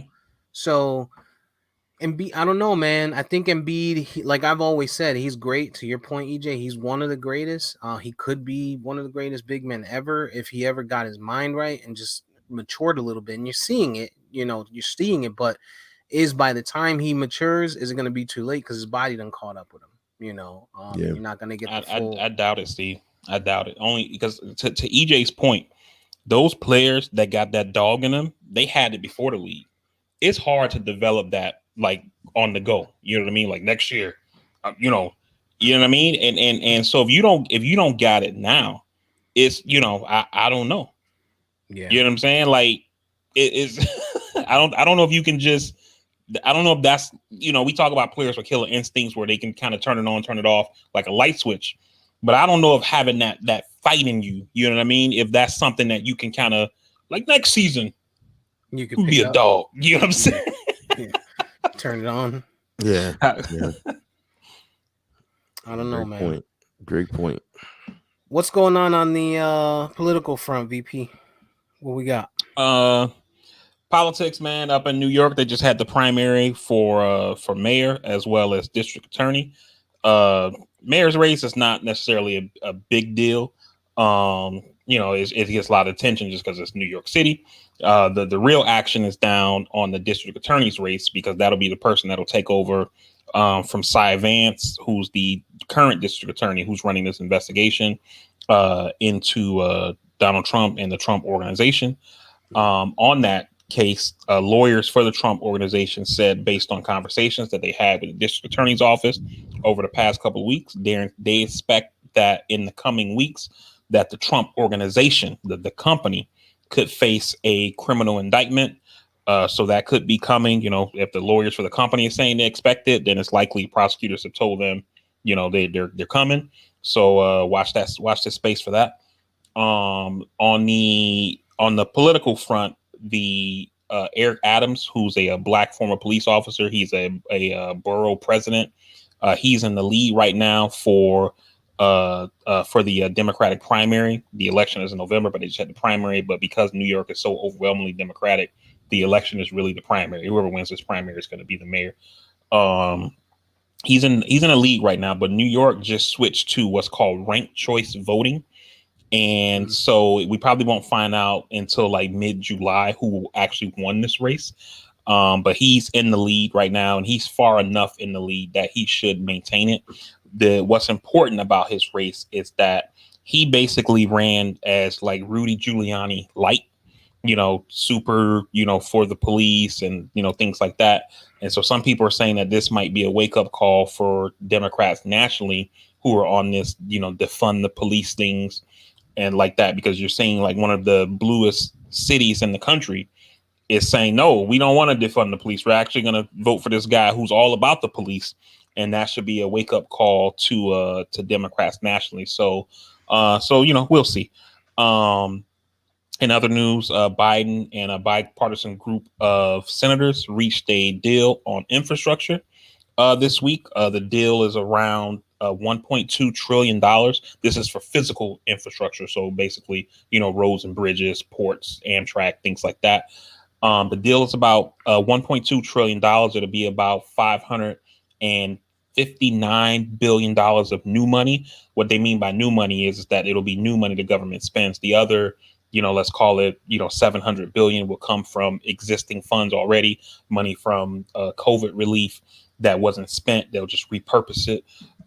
That's where the bulk of it will come from. You got about 60 billion that'll come from what's called dynamic scoring, which is basically fucking accounting voodoo, where they basically say, because we did this one thing, it's gonna make more money come into this other thing, and that's where the money will come from. But then it never happens. So, or it doesn't happen as much as they thought. We were gonna get 60 billion, but then it only ends up being 15.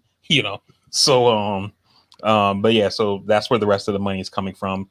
Also, at the same time they announced that deal, a couple days later, it now appears to be blowing up because Biden said that he wanted the Democrat. This is the bipartisan deal that he made with Democrats and Republicans.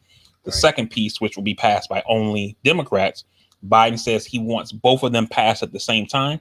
And Pelosi put her foot down and said she's not passing either one until she gets both, to try to make sure the Senate don't try to put the banana in the tailpipe. Pause. To pass the one and then don't pass the other one. So she says she ain't passing shit until she gets both. Biden says he agrees with that. Now, the Democrats have been talking about doing this 2-track system from the beginning, but Republicans are pretending that they just now heard it and saying, oh, no, we think Biden's trying to, give us the okie doke. So we don't know if we want to pass it now, So, we'll see what happens. But also, your boy Donald Trump was back out on the trail yesterday. He did a rally in Ohio. He's basically going on a revenge tour to support primary opponents for all the Republicans who voted for impeachment in the House for the second impeachment. He's basically going out to support all of their primary opponents. So, we'll see what happens there. But he's, back out there. Yeah, and that was pretty much politics, man. Any news on the investigation about COVID-19 being made in the lab? No. They're still looking at it. Biden, when he first asked the intelligence community to look into it, he told them to report back to him within 90 days. It's only, I don't even think it's been a full month since he asked them to do that. So, still more to see here. I'm not sure how much they can find out because the Chinese government is not going to let any inspectors in or anything like that. So it probably will be like, trying to do some clandestine shit through intelligence sources to get it. And I'm not sure how much of a window our intelligence folks have into China. So I think it'll be tough from the jump. But we'll see. Oh, and somewhat, I don't know what to call it. The Defense Department released the long-awaited report that the Senate asked for on UFOs. They put that out this week, and the report essentially boils down to our pilots, when Air Force pilots, Navy pilots have confirmed they've seen a lot of shit out there that they can't explain. Mm-hmm. Our Defense Department says it's not our shit. It's not like some, super secret U.S. It's not of this world. But they can't say that they're they're unidentified. So they can't say they're aliens. Or is it possible another country got some super crazy tech that we're not aware of yet? So we don't know. I liken it to this, right? So you think about back in the 80s and 90s when we made the stealth bomber, right? Mm-hmm. When we probably were testing it, the Russians and the Chinese probably was like, we're seeing some shit. I don't know what the fuck that is. You know what I mean? Because he can't pick it up on radar and things like that. You know what I mean? Yeah. And then the U.S. finally puts it out there that Only we have thing I push back on that is that they all always knew one had one in development. Like China might not have been able to see it, like just when they had the MiG pilots in the 80s, and nobody actually saw them in person. We knew they were developing this shit. They knew we were developing this shit. Some of the shit that they're saying now that these pilots have seen over the years, they're not trying to say it, but they saying this shit is not from this earth. They saying I this mean, shit. I've told you before, I'm not I look at it like this. I'm not religious, and I love like space. I watch a lot of National Geographic shit on it. There are billions, if not trillions, of galaxies. In each of those galaxies, there are billions of solar systems, trillions of planets. And so it would be idiotic to believe that this planet is the only planet that has life on it. Now, whether or not those other planets have intelligent life, that's another question. And has that intelligent life, if they do have it, developed enough to do intergalactic travel? Who knows? Is it possible? Yes. But, we got to just see. It'll come out 30 years from now. Don't worry. Yeah. 30 years from now. Well, we should still be here. Yeah. We should still be here. Yeah, there's definitely life. I mean, there's life elsewhere. There's some type of life form. They just got to find it. But I believe that there's some type of form out there. I don't think it's like we put it on fucking movies where they're green and shit. Like, you know what I'm saying? But definitely something different. We might be the ones that are poking around in their fucking backyards. They might be doing the same shit. Like, yo, what the fuck are those flying things? Like, whatever language they speak. I mean, we send out signals all the time. I've always thought that was probably the most dangerous thing, that we send out all those radio signals and shit saying like, hey, this is where the Earth is. This is how you find it. Because like, if these motherfuckers can travel intergalactically, you know what I mean? Like, they might get here and be like, yo, this planet it's a nice planet you got there. Yeah, exactly. Y'all niggas got fucking pizza? Shit. What is this pizza stuff you got? They show up and we like, yo, we gonna nuke these. They like, yo, they still man with nukes. These niggas primitive. Right. Yeah, I was stupid. Yeah, man. That's real shit. You never know what it is or who it is out there, man. Yeah. All right, man. So nothing new. Anything new on this student debt? Nah. Nothing. No news there. They lied to us. Goddamn Joe. Who's running for the Republicans next time? It's yeah, man. It's again, I think it's gonna happen. I don't think it's gonna be 50.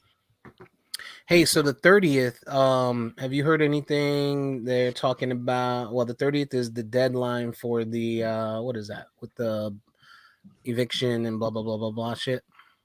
Yeah, I posted in the chat. They extended it. Fuck. They extended it 30 more days. Oh, okay. 30 is not too bad. That gives yeah. Give me some preparatory. Oh, it's shit. I thought EJ, you should have caught this, but whatever. We weren't on last week. They also made Juneteenth a holiday. Oh, yeah, Juneteenth. Yeah. It's a federal holiday now. Mm-hmm. Juneteenth. That's good, right? Yeah.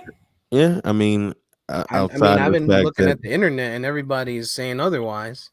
Not everybody, but a lot of people are, you can't fucking make black people happy, dog. But the issue is that we made it a national holiday, but then, there are going to be some places that are going to refuse to educate children on what it actually is. Right. So I think that was the uproar. It's more of a symbolic gesture of saying, we're gonna recognize, what some people refer to as Emancipation Day, and then in Texas they passed a law about 2 weeks ago that forbids teachers from teaching about like America's racist past.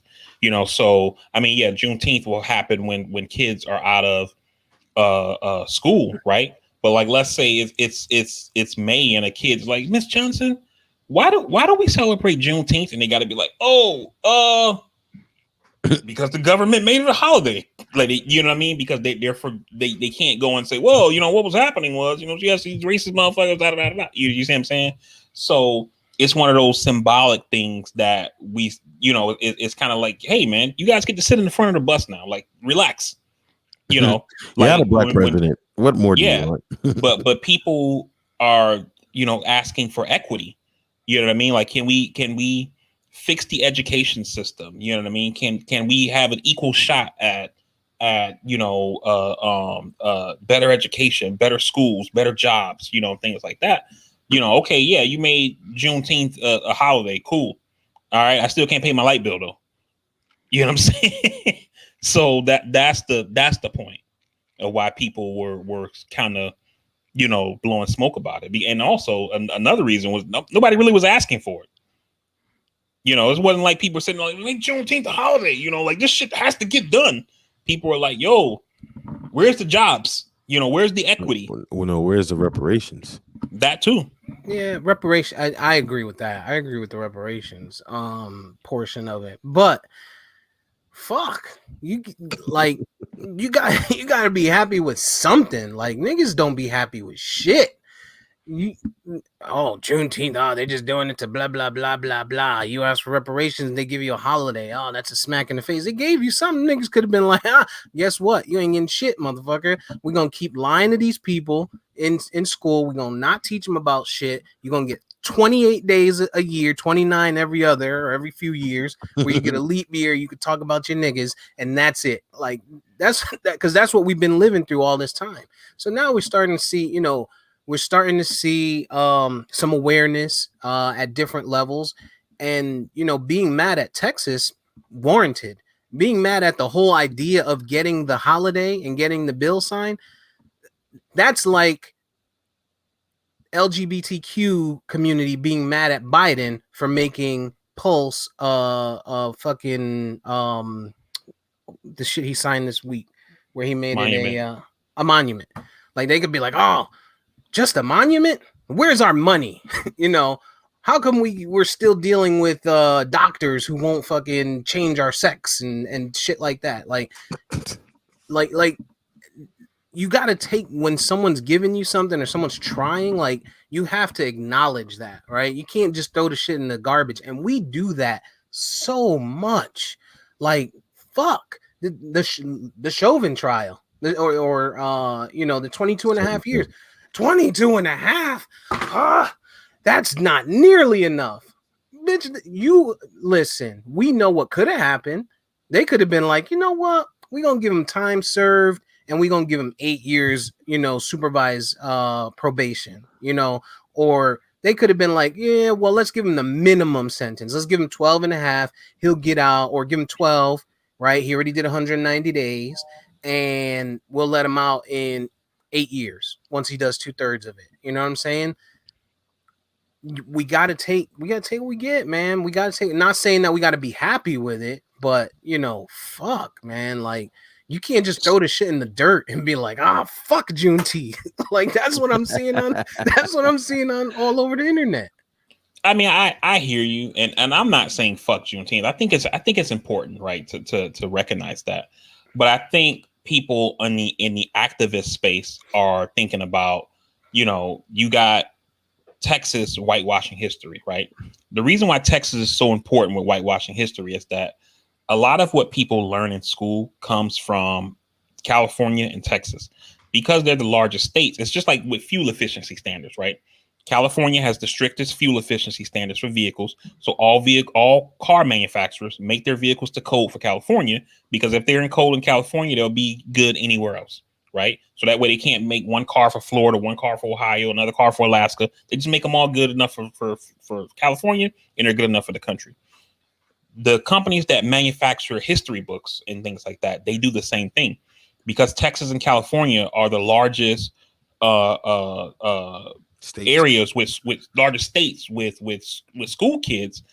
Usually whatever their school boards recommend is basically the shit they put in books across the country, right? And so even though your kid went to school in Connecticut or New York or Florida, they're learning shit from a school book that was made for either California or for Texas. And so your kid could now have a history book that has Black history whitewashed. Also, we look in Teach all of these outside the states. book. Stop trying to be a fucking TikTok fucking dancer and get rich and get a fucking job as a teacher and change what's being taught. But you can't though legally. You Because if absolutely they can. You absolutely can. Your let me back curriculum up. is yours. No, you can, but if you get caught, you could be fired. You could be disciplined. Stop. EJ, am I stating? Am Yeah, I wrong? I don't know because I don't know, Steve, that people in K through 12 can make up their own curriculum. No, right. You can't take the whole curriculum and say fuck this book and go around, but you can absolutely say, hey, for Black History Month, I'm going to do this with my classroom. I'm going to teach this in my classroom. This is going to be part of my curriculum. We're still going to get to the history book. We're still going to do this, that, and the third. We're going to touch on everything that's in the school-based curriculum that you guys have drawn up.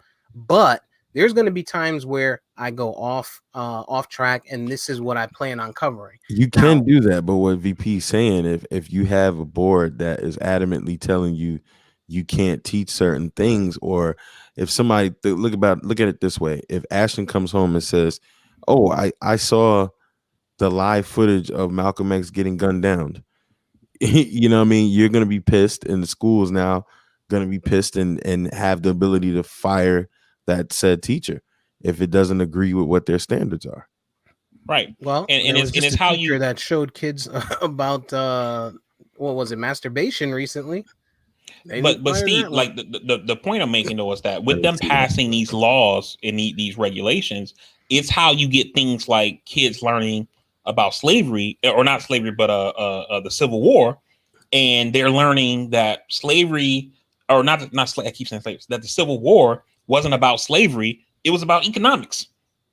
That's where this school of thought comes from, right? Because you basically whitewash the history, and you don't have kids fully learn about the history, or you teach it from this very unique angle to where you can overlook a lot of things. When people learn about George Washington, right, who was a slaveholder, they learn that, oh, George Washington freed the slaves. Man, this guy who's the father of our country, he helped free the country from Britain, and he freed his own slaves. What a great guy. No, he kept his slaves his entire life and freed them in his will. So he let them serve him until he was gone, and they said, "Now that I don't need you no more, you can go on your own now." You know what I mean? I think to Steve's point, though, I do have to agree with him about Juneteenth. I think, while we could be outraged about what they're not allowing us to do, we as a people should not have had so much negativity around it, and should have celebrated it. Like, I know a guy out in Indiana, my boy James Webb, him and his wife have for the last 4 years been doing the Indiana Juneteenth, and they've been celebrating it. And I think this is a moment that we can take, while it is still messed up on the educational front. I think it is an opportunity for us as a people to say, you get dressed up, you put it on green for fucking St. Patrick's Day, you get dressed up in Halloween garb. Let's have some Juneteenth celebrations and discussions off base, so that, like Steve was saying, you educate kids, and while they might not learn it in school, and I know you're not arguing against this, VP, but while they're not teaching it in school, we're teaching you, so I do think a lot of Black folks, and this is the cyber outrage people that are always talking shit on the web and on social media. They ain't really doing shit anyway. But I think they did miss an opportunity to really celebrate what it could be and what we could make it. But I totally see both sides for sure. No, I hear both of y'all, and I don't think that you're wrong, either of you. I guess the angle that I'm coming at it is that while we have Juneteenth as a holiday now, awesome, right? In Georgia, they're making it hard for people to vote. Somebody needs to get on that. You know what I mean? Yeah, well, I mean, the pushback and the argument is, we voted these people in. and while it's not gonna happen overnight, Joe rightfully so was getting the criticism, as soon as and I've always said this, I stand with the Asian community and anyone that's non-white that is being discriminated against. But Joe did swoop in there pretty swiftly and got that done. And you just what the conversations and the discussions about reparations and all of the stuff that people said we would finally get somewhere one day. It didn't happen, and we know Obama came out, talked about how difficult it was for him to try to get things done, let alone focus on black issues. Some point we got to push our politicians, and me and UVP always say this, as Democrats, we're a soft ass party. You know what I Yeah. mean? We don't do what we're supposed to do. Cause I just always look at the meme where they were like, Jewish people got reparations for the Holocaust. I mean, and when you think about it, this was an American crime against people here. You know what I mean? Like what happened in the Holocaust didn't even happen here. Um, so it's just We I don't gave know. reparations to the Japanese after they were interned during World War II. Yeah, The U.S. yeah, That happened here. You know what I mean? yeah. And part of the problem, we talked about this on one cast a while ago. And let me just not correct something, but add on to it. When I said somebody needs to get on that, they're taking away people's voting rights and things. The Justice Department this week did announce that they're filing a lawsuit against the state of Georgia for what they allege to be a violation of the Voting Rights Act for that law they passed in Georgia. So we'll see what happens there. The judge that's been assigned is a judge that was appointed by Trump. So, and then once, regardless of how that judge rules, it'll be appealed. It goes to the 11th Circuit. The 11th Circuit is very conservative, not the most conservative circuit in the country, but it's very conservative. And Trump appointed a lot of judges on that circuit as well because a lot of openings were left over after Obama.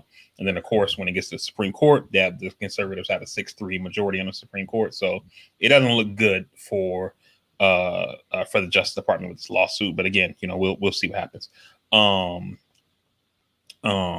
But yeah, man, I think, but I also think that EJ is that I think black people, when Steve said like people are complaining and saying, "Oh, how come they didn't do this, that?" I think black people are starting to understand their power in democratic politics. Black people are the base of the Democratic Party. They're the most reliable Democratic voters in this party, in this coalition that the Democratic Party strings together to win elections, right? And they're saying, we want more. We can never be satisfied. Martin Luther King said that in the I Have a Dream speech. We'll never be satisfied until there's racial equity, until people can have jobs, until people can have better educations, etc. And I think black people are starting to realize that now, that we need to push these politicians to say, whatever you're doing is not enough, right? And to basically, say more, more. Yeah, yeah. I mean, listen, and it's good for people to we have to know our value. We're extremely valuable as a people, um, but I think we just need to be more tactful. That's my point.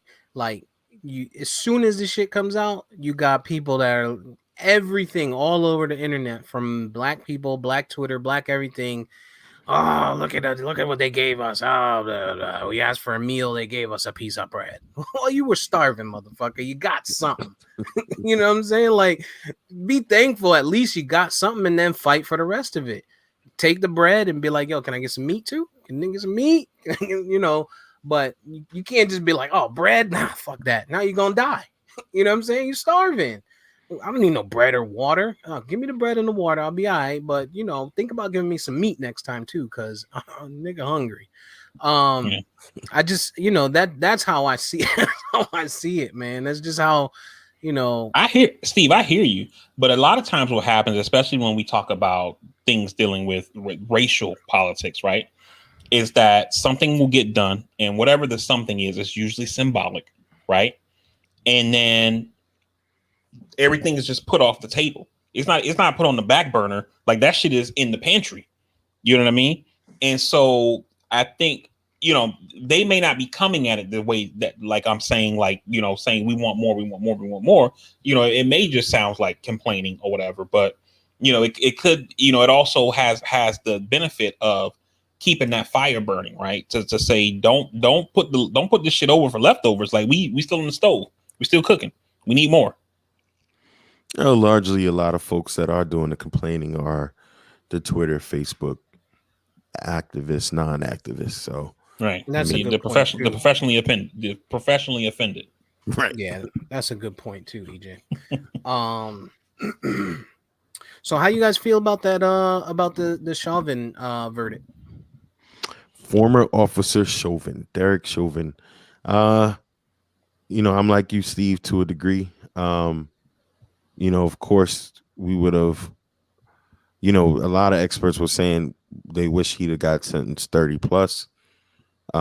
This judge was seemingly very fair throughout the entire trial, seemingly very knowledgeable, at least played the part.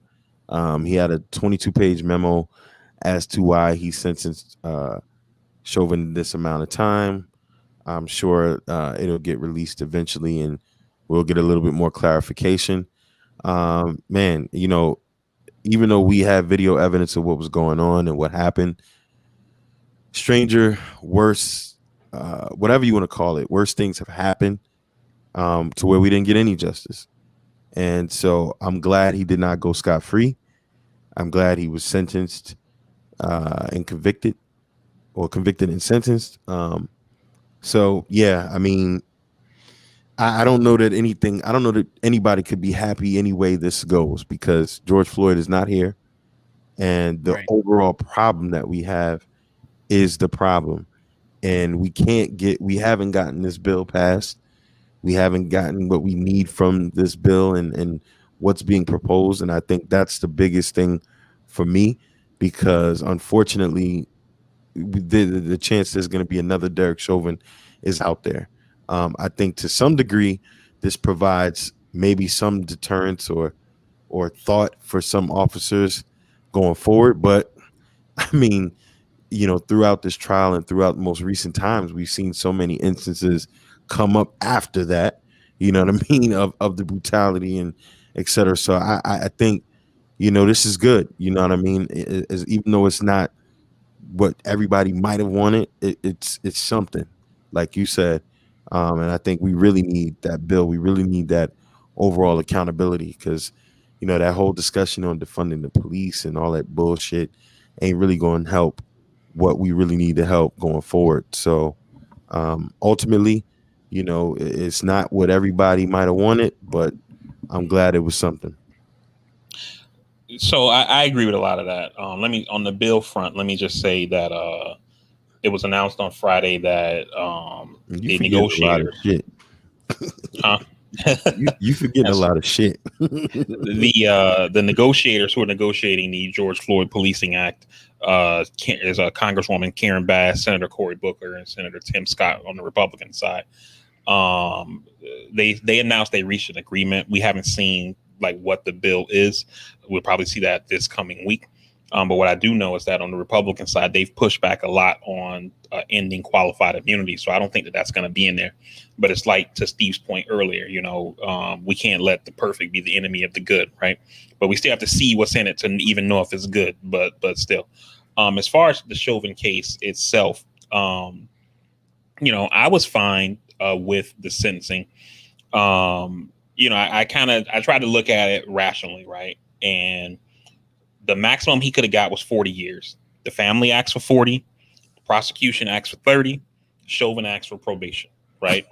And the judge basically gave him 12 and a half years, and then it added on another 10 for the aggravating factors of him violating public trust in front of a minor and all those kind of things like that, right? And so I thought that it was in line with, it wasn't as much as everybody wanted, but you have to factor in this guy's a first time offender and those kind of things that the legal system does in order to reach. He's a veteran. what they consider to be a just sentence. Also, had to dig up, you had to go through the crates in the research department, but in the past 16 years, there have been 11 officers who've been criminally charged for killing someone while on duty. And of those 11 officers, the average sentence has been 21.7 years. So 22 and a half years is pretty much right in line with what we've seen, Makes the sense. cops who do get prosecuted. We it's right in line with what we've seen. So I think that it was a fair sentence. And again, like Chauvin's lawyer told the judge, you know there are some people on both sides who are not going to be happy with the ruling.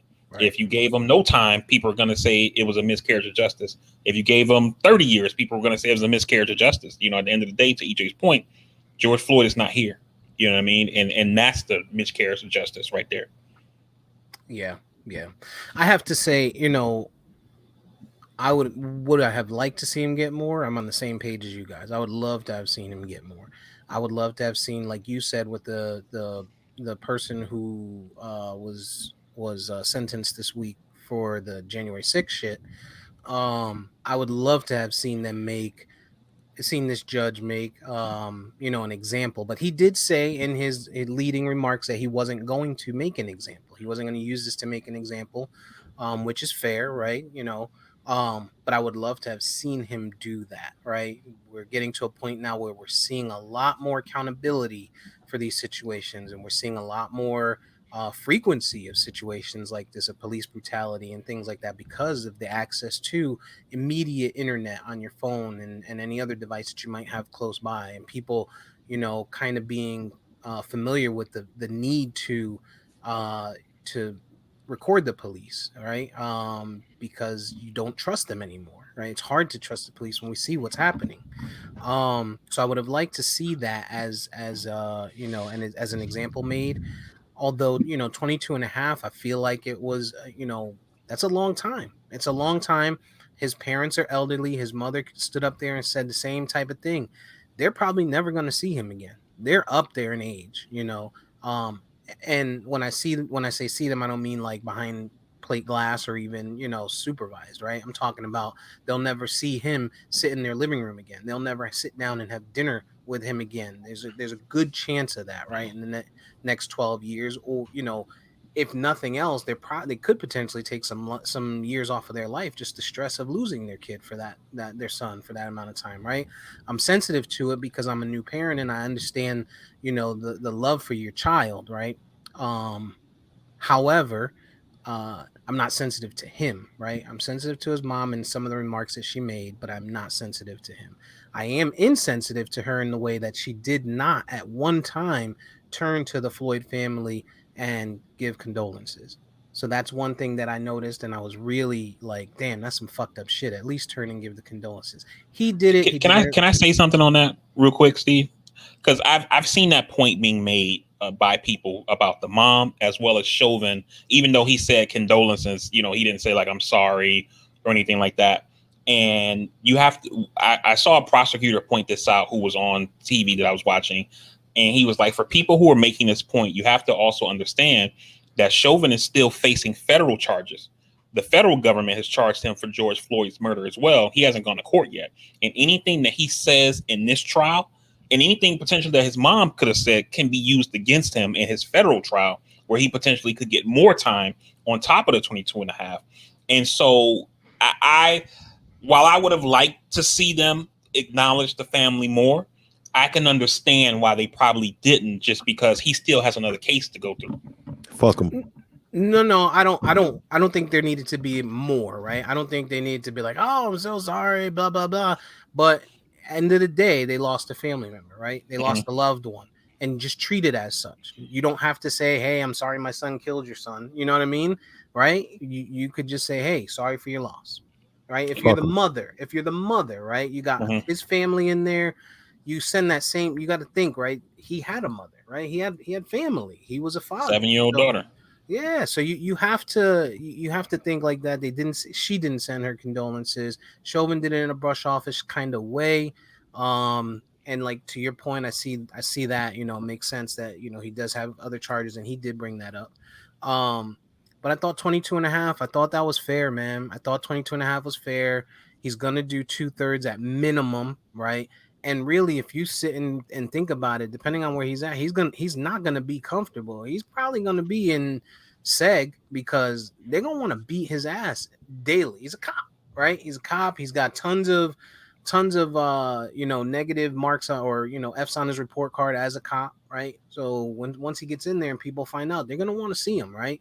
So it's not going to be comfortable for him. That 12 years is not going to be comfortable. And if he does end up in trouble in there, which like 22. there's well, I mean the 12 that he's gonna minimum do, or 15 that he's gonna minimum do, rather the 2/3 Oh, that okay. Gotcha. My bad. minimum do, won't be comfortable for him, right? If he ends up doing 18, whatever it is, it's not gonna be comfortable. So He'll be in protective custody. He's a high profile inmate, and every agency has a duty to ensure that they're protected. So he'll be protected, but fuck him. Fuck him. Fuck the fam. I don't care. You know what I mean? Like they'll be able to write him. They'll be able to talk to him on the phone. They'll be able to visit him. George Floyd's family is going to have to horrifically relive that moment for the rest of their lives, and George Floyd won't be here. mhm. So I don't. I mean, I hear you, but I don't have any empathy for that side. I mean, I could see as a parent, yeah, you have to live with that burden, understanding that your son did this, but he did it, and it's one of those things, man, that family is never going to be at peace, and at least his mom can live with some understanding. Hopefully, like we've been saying, it could have been worse. You know what I'm saying? Like, at least he's here. Yeah. You know what I mean? At least he's Let here. me ask you guys a question. We'll get past it quickly because I know you guys are gonna be like, and we'll get to bingeables. But how much money did they settle for them? 27 million. So for 27 million, No. No. do you? No. I mean, No. does every family have that one person that they be like, I'm gonna miss him? But Oh my god. all right, forget it. What you guys been watching? Sick, man. Listen, 27 million, dog. I love you, EJ, but You know what? To your not to your point, Steve, but kind of on that topic. Since the settlement was announced, I haven't heard much about it, and I've wondered, like, how was this money? Because it just said the family of Floyd. So is that 27 million to the daughter? Is that going to his brother? Like, I'm wondering, where did that money go? You know what I mean? Because in my mind, I'm thinking it would go to the daughter. Obviously, she's like 6-7 years old, so it's probably going to be put like in a trust or something for her until she becomes of age. hopefully not this. That's what I'm hoping, but I don't know. You know what I mean? Because that crackhead, bro, 27 million should be done with that in 6 months. Man, you would have to think, his next of kin, Yeah. is the daughter, and then whoever is the legal guardian for her, which I would That's why think. it's important to have living wills, man. Yeah, Get that shit done, dog. yeah. I Because just put my That's a great point. Great I just looked at that recently, and it's important, man. That shit is so important, and not only that, it stops the fucking divide of family too, man. Like we've seen you see divided families all the time over death and assets and shit. And if you just have that shit all laid out, listen, it's this person's wishes, man. But it's important. And yeah, to your point, VP, 27 million. It should go to the little girl, right? And maybe his parents, right? They should probably be, or immediate family should be the ones who kind of, however they break it up, But whew, listen, man, if it's my cousin, I'm gonna need at least a mil. Listen, EJ, if you go, man, I'm gonna need at least 3 to 5 mil, man. I gotta make sure all the strippers is happy in your absence. yeah, that's the way. That's Oh. the way I would want it allocated. I'll have you cremated and put you in different strip clubs around the United States. Oh man, What you guys been watching, man? Man, for me, one, I watched this. I watched this joint last night on Netflix. It was like on the trending thing. Like it was like number 5 on Netflix called "Good on Paper." Hmm. Um, I it saw was that. it was Didn't like alright. it I, like I that. felt like it was a good like story, like the plot. But Hmm. I felt like if they had better actors, it would have been a better movie. But something to watch. What was it I about also though? it's basically this girl who's like a struggling like actress. She's also like a comedian, and she meets this dude on the plane, and like he tells her all this shit about himself, like how he like works at a hedge fund and he does all this shit, and it turns out like he everything is like made up. That's why it's called Good on Paper. And Mm. so she Mm, finds out like he's been lying about his whole life and all this kind of shit. So it's supposed to be a comedy though, but it's yeah. Like I said, I felt like the plot was good, but better the better actors actors needed. probably could have made it a better movie. I also went to the movies on Friday to the actual movie theater, and I This saw nigga Fat. got no. He got no care in the world. He got a little vaccine. I saw Fast Nine. Right. Let me kind of set the stage for Fast Nine. We go to Fashion Square, right, Steve? We get there and the fucking elevator's not working. You're like, I'm in my wheelchair, I need the elevator. So we're like, yo, how am I gonna get in? They was like, oh, we can use the service elevator. I'm like, okay.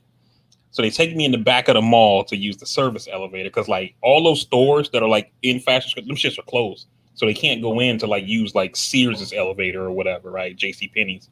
Yeah. And so they take me out of the mall. We go into the service elevator, which is the area where they take the trash out. That shit was so stinky. Oh, it smelled so bad in there, yo. I was like, what the fuck? That's what you So get for anyway, going to Fashion Square. so we get in the movie, and I'm sitting in the handicap section, right? And this Spanish family comes and sits next to us. These two old women and a old guy. And bro, they're talking the whole movie, but it's not like you lean over and you like, oh man, that was crazy. Oh, that's so and so from that movie. They're just like, hey, I'm like, what the fuck? The whole movie, kid. The whole movie, they were not fucking talking, yo.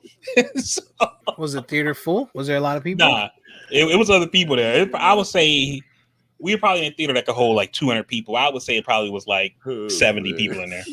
Okay. So, but anyway, for the movie itself, Fast Nine, that shit was fucking atrocious. It was awful. What do you I'm like, expect? I've seen all of the Fast and Furious series or whatever you call it, franchise. That shit is giving Tokyo Drift a serious run for being the worst. It's fucking awful. It's terrible, bro. Shame on you There's for a going to see that shit. Like my kid who? wanted Like to see it. that'd have been one of those occasions. No. So I thought Too yo, Fast, Too Furious was the worst one. With the first one with All Tyrese. them please shits was horrible to me. let me say this to you so you can understand how awful it is. There's a scene where Tyrese and Ludacris are in a car that's in space. That's good. I think they're doing this on purpose. They're seeing that people always criticize how unrealistic it is, and they just keep getting there. No, I'm a, hey, and they plus, you can't actually give up called it out. now. You've seen They 8 they of have a them. moment. They have a moment where they call it out. Tyrese is like he's surrounded by like 3,000 dudes, right? He takes out like a Uzi and he just like he starts spraying. He kills everybody, right? I'm joking. It's like 15 dudes, right? And he goes to Ludacris' character. And he's like, "Yo, look at my jacket. All these bullet holes. I don't got a scratch. Think about all these battles we done been in. The submarine, the plane. I don't got no scratches." And so Ludacris starts playing into it like maybe you're a superhero or something like that, and then they like clown him over it. But it's like, what the fuck, yo? These niggas went to space in a car, dog. These shit's been trash to me, bro. I mean, this shit's been trash. Like it's been ever since Paul Walker is gone. These shit's been trash to me. Like I don't see how you could have went there and expected anything to be good. No, I I just mean, don't. I don't like the Fast and Furious franchise. I've thought that they've been trash as well. Like I said, my kid wanted to see it, so we went to see it. But it's like I expected a certain level of awful. And they went far and beyond that. I like It's Fast and Furious, man. oh man, you ain't gonna like this one. That's I can tell you that But I goddamn don't, much. I see. But I'm also the type that I go into it expecting certain stuff, like we've talked about in the past, and you guys are like, oh, you can't say a movie's not bad because you expect it to be bad. I don't expect it to be bad. This shit was trash. I know what they're gonna give me, but I have And to then watch it. and then they tried to shoehorn in like every fucking actor that's ever been in the franchise. They brought back Bow Wow. They brought back fucking Han. They So he brought back died. everybody except Gal Gadot, and because she probably was like, "Yo, I'm too big for this shit." You know what I mean? Now, yeah. But they brought back Han. They brought back Bow Wow. They brought back the fucking the Kentucky dude from Tokyo Drift. No, they didn't. Yeah. Oh, it's fucking it's awful, yo. It's awful. It's terrible. And This and movie's- the sad part is they're probably gonna greenlight another one. Oh, they are. Well, they should. They should. They should. Because Fast and Furious is huge in China. It's been fucking It's huge 9 everywhere. movies, bro. Yeah, it's 9 movies. They're gonna have to pass it on, so they'll pass it. It's like Star Wars. Like Fast and Furious is the Star Wars of fucking car racing, and Come on, hey, mute his mic, EJ. Mute his mic.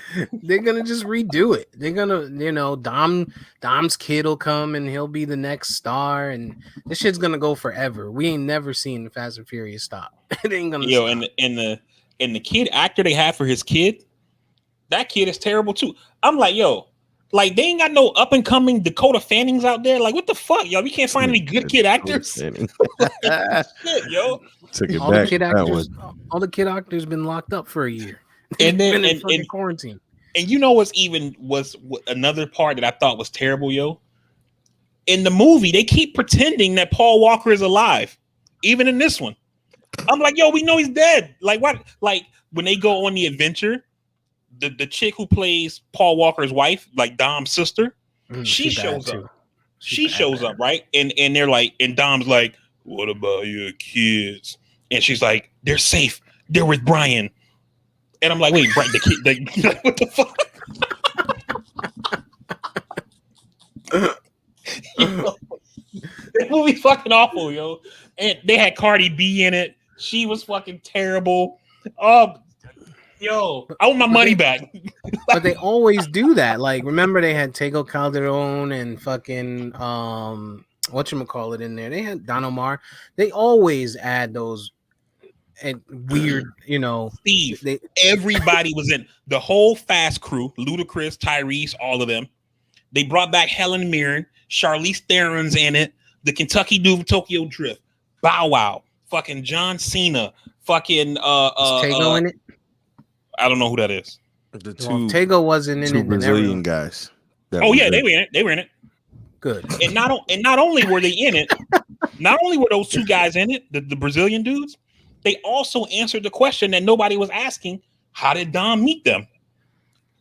Who gives a fuck? You know what I'm saying? Yo, I'm the gonna movie watch was it. awful. So It you're was saying awful. I need to go watch it?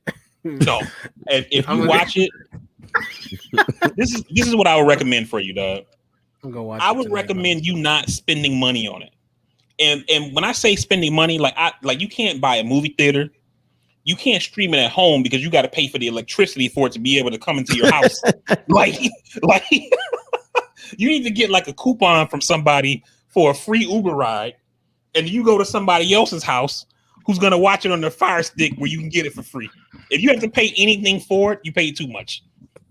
I'm watching it. It's Fast and the Furious, man. You niggas watch fucking Star Wars. Like, it's always the same shit. Oh, they're in space, green monster, little big ear guy, No, you just lasers and fucking the problem is that's rooted in a world that is fictionally driven in the movie. The Right. problem with Fast and Furious, they trying to tell us for 9 movies you can do this shit in real life. No. Hey, it's been fictional since the first one. They drove under trucks. Like, we knew that shit was gonna be whatever. What else? Awful. What else you watching? I watching. watched Still I watched Wrath of Man, the Guy Ritchie Jason Statham film. Pretty decent. Was little twist, but pretty decent. The Kevin Oh, they Hart, brought him back too. Sorry. oh shit, And not the only did they bring him back, they tried to put a fucking end credit scene like it's a Marvel movie or some shit. yeah, they already start in 10. The Kevin Hart flick on Netflix wasn't bad. He was Fatherhood. yeah, he was in one of those roles again where it's like, a serious kind of not really comedic kind of movie. The comedy in it was really bad, but it was a decent movie. I think that's his pocket. I think he needs to kind of stick to those types of movies. Um, so that wasn't too bad. Then there's a couple of things on Netflix. I've been watching this series called Undercover. I was binging that really heavy. That had me caught up a little bit, and I gotta get back to it. But that's pretty much been it. I saw Father. I didn't see it. Like I saw it like trending, and it had Kevin Hart. You guys know I don't like Kevin Hart, so I wasn't gonna watch it. And then I saw even Obama was talking about like how it was a good movie and stuff. And I was like, I might have to check it out. But I don't like Kevin Hart, so I don't know. Yeah, I it's watched a good Fatherhood. watch. Yeah, it's watchable. I watched Fatherhood. So the thing about it is, if you don't like Kevin Hart for his comedy, then this movie is pretty good. Like the one Okay. that he had with the guy from Breaking Bad, that was another one that I thought was pretty good. Mhm. Me too. The guy, I was the guy, surprised. I was surprised I liked that. yeah. So to EJ's point, this is where Kevin Hart needs to live. He needs to get off of comedy. He needs to do this. He needs some voice training though, because every time, like, I don't know, EJ, if you saw at the end when he calls his daughter and hey, hey, so and so, it always sounds the same in every movie he's in when he calls somebody. Hey, EJ, hey, Vari. It sounds exactly. That's the pet peeve I have of him, but I thought it was pretty good. I thought Rel did pretty. I think Rel is gonna be an up and coming guy, man. That guy is he's pretty funny. He's a great supporting guy. I'd like to see him in a headline with by himself in a few things aside from Yeah. his show. Because he does good, man. I like him. Um, but I thought they did pretty good with the movie. With Fatherhood, I watched. What else did I watch? Let me pull up my phone. See what the hell else I've been watching. I've been all over the place. Still, I didn't get back to fucking Sopranos because I'm on that stupid coma series or season. Like, oh, I hate that season, man. Let's see. What else did I start watching? So Fatherhood, I started. Oh, you put us on the sweet tooth shit. I was watching that and I was not a fan. Like I couldn't I was not a fan. It just got redundant for me. It just I didn't like it. I didn't see how you like that. I think I think you having a kid is making you soft, yo. I think because I mean I can see him saying, "Oh, the little kid and the dad." I mean, it was getting bad for me. It was just there's just certain instances of shit that was happening. I was just like, why? Like, yeah, I couldn't stick with that one, man. I didn't see what you saw in that one. while Steve's also still looking, I that trailer I saw it when I saw Fast and Furious, and I've also seen it on other shit for that new Chris Pratt movie, the Amazon movie. Yeah, I That want to shit see looks that. dope. I I want want to to see see that. that. Comes out this week. I Yeah. watched Luca, the Disney film with the kid from Ah, Italy, where he goes underwater and he's a sea urchin, but when he comes out of the water, he's a human. It's a good film, man. I think that's a really good film for kids like your two youngest EJ their age.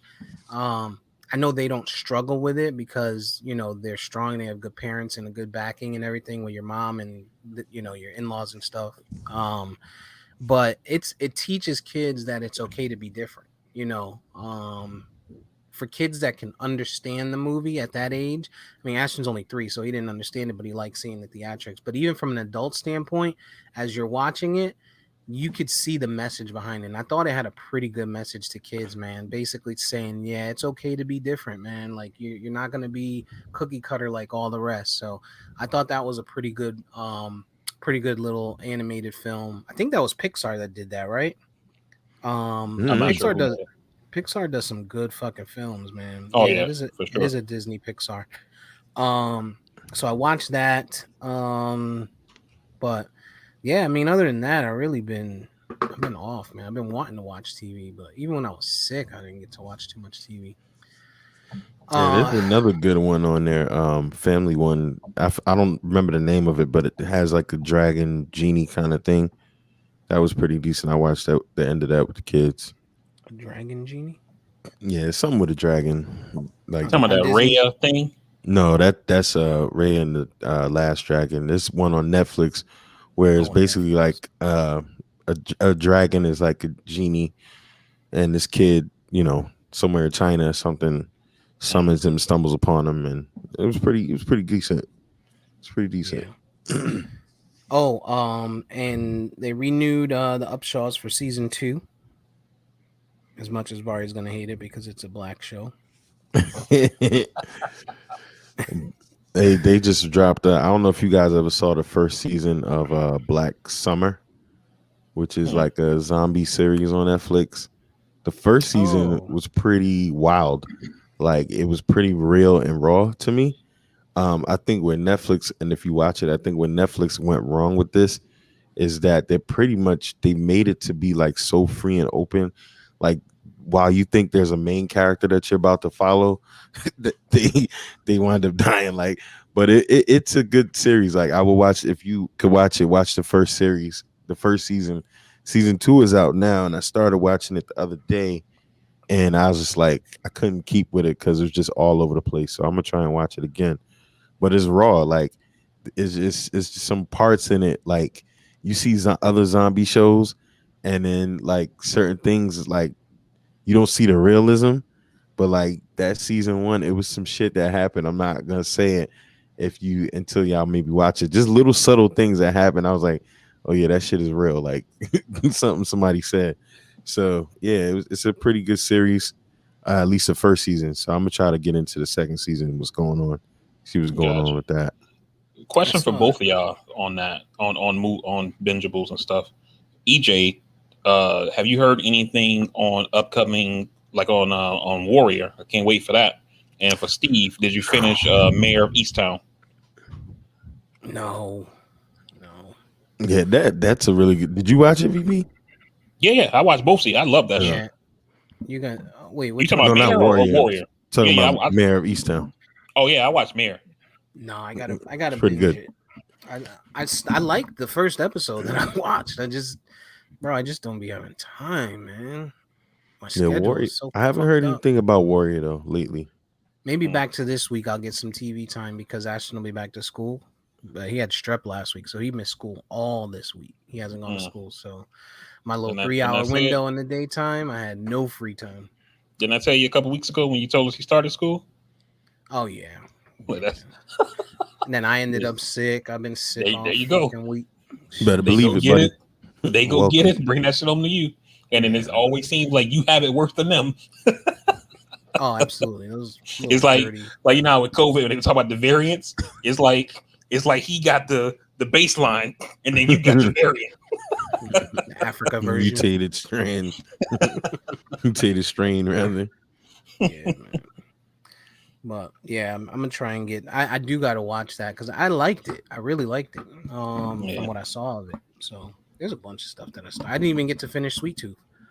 Mm. EJ, I only got to the point where they introduced the baby pig. Mm, It, I got past that. yeah, that's as far as I got. I got past that. I yeah, it I mean shit happened in it. Shit started happening. I can't take the writing when shit happens, like certain shit just happens and you just like why? Why did they do that? You know what I mean? Like it just and after a while I couldn't take it. I couldn't take it. I had to cut that shit off. It was just like I can't take it. Could take it. Yeah.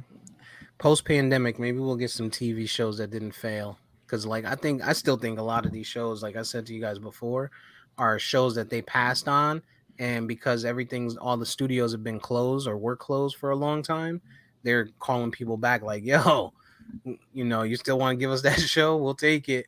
You Yeah. know, and maybe they passed on it because the first episode or two episodes were good, and the other 9 were just absolute trash or something. Because I think that's what it seems like. A lot of these shows that we start watch, some of them that we start watching, we're like, oh, it started good, but then it turned to shit. So, but yeah, man. Uh, I'm gonna go see Fast and Furious in the movies. Oh, whatchamacallit's coming out. Black Widow Black Widow. in Yeah. a Yeah. couple weeks. Yeah. I mean, it'll be interesting to see what they strategically place in this movie that impacts others, because I think that's what they got a lot of that going on. They're kicking off phase. I mean, even though she wasn't supposed to be a part of phase 4, they're kicking off phase 4 with Shang-Chi coming out, and they got a new trailer for that. But Eternals. yeah, and I have no desire to see that. Um, yeah, I don't know. Marvel's playing with house money right now. You know, Yeah. they're playing with the fact that they know people just go to buy their shit. And I don't know how any of this factors into the grand scheme of things, but I always wish that if they were gonna do the Black Widow movie, they should have did it like the other Punisher movies and made it rated R, because her story, it just deserves a R setting. You know what I mean? Like smashing dudes to get the mission done, and like it could be so much more. But I get it. You know, Yeah. they had to have a woman in that role at some point. So, you know. Yeah, it did have to be a woman. No, I mean in the slot for the Avengers, because Oh, Black Widow being there, um, you know, in some instances makes sense, but it really didn't overall. And because Yeah. they didn't use Ant-Man to begin with, that's probably why they had to get somebody in there. So she fine though. yeah, Yeah. ScarJo. Fine, fine. ScarJo. Mm-hmm. Nom, nom, nom, nom. So yeah, I look forward to that, and you guys got to watch Loki, man, so that we can catch up and we can do some slander of them making him gay or bisexual. I don't want to get into that right now because we're 2 hours in, but we're gonna talk about that. We gonna talk about that. I've been waiting for it because I think it's only 6 episodes. So I think this was 3 this week. Mm-hmm. Mm-hmm. Yeah. Oh, they don't release them all at once? No. No, Oh. yeah, No. they're doing them weekly. And actually, with Loki, I don't know if they did it after episode 2. I got to double check because I haven't watched 3 yet. But after 1, they took 1 down. So when I went in, only Mm. 2 was up. Yeah. So I think they're probably like, all right, let's give them 1 a week, and then after they go through all 6, then they'll release them all so that you can't binge. Well, on Yeah, the make Fire Stick, good point. they're all there. Yeah, you poverty riven. They're all there. Did you ever finish Mighty Ducks? No, man. I start so much shit and just don't be having Yeah, time, man. you gotta be like me, Steve. You gotta have shit on the list, and then you go through one thing until it's done. Hey, I this know. this motherfucker be like, ain't got time. But Yeah, he's watching like 12 different series. watch 12 different series, and then spending the majority of the time watching something that came out 20 years ago, Right. He's Whoa. 20 like, I'm plus on years episode ago. 6 on this one. I'm on I'm season watching. 2, I'm episode back 3 to The on that. Sopranos. We like, nigga, watch the new stuff first. It's like, Yeah, yeah, Tony's in the coma. What? Why are you watching old shit again? but I like The Sopranos. It's necessary. They pushed the movie back 1 week. Oh, did they? Yeah, pushed the movie back 1 week. I don't know why, but pushed the movie back 1 week. So, Probably COVID. Probably didn't get finished editing or something. Yeah. I don't Wait, know. movie? I thought it was a show. No, the Saints of Newark is a movie. I thought it was gonna be a series, just like of young Tony. Nah, it's a movie. Wow. Okay. It's a movie. Yep. They need to come on with it because All right. Well, we're far in, so let's hand this off to VP to do his just do what he do, and take us up out of here. Hey, everybody. We definitely appreciate you guys joining us for this week's Castworthy podcast. For those who joined on the live stream on YouTube, we definitely appreciate you hanging in there with us. We appreciate your support. You can find us on all your podcasting platforms, whether it's Apple Podcasts, Spreaker, Spotify, Google Plus. Like I mentioned the YouTube a moment ago, all the episodes are there. You can find us on any of our social media at Castworthy. On Instagram, it's at Castworthy_podcast. If you haven't been vaccinated, I hope that you do get vaccinated. A study came out this week that said of the COVID deaths over the past week, 99.2% of them have been from the unvaccinated. So that shows you that you need to get your ass vaccinated because you're at risk. But anyway, again, we thank you guys for rocking with us since the beginning. And if you go on the IG, can you vote on the polls, please? Steve put a lot of work into those. Vote on those polls, please, please, please. Shout out to Cliff. He votes on all of them. It definitely helps us with the get ourselves out there. If you do go to any of our social media, don't forget to like, comment, share, subscribe, and follow. Tell a friend to tell a friend. Let us know what you like. Let us know what you didn't like, and we'll try to get better. We feel like we're pretty fucking good now. Maybe we can be an A++ instead of just A+. We'll see. And we appreciate you guys. We love you for rocking with us, and we will see you on the next episode of the Castworthy podcast. Stay safe. Peace.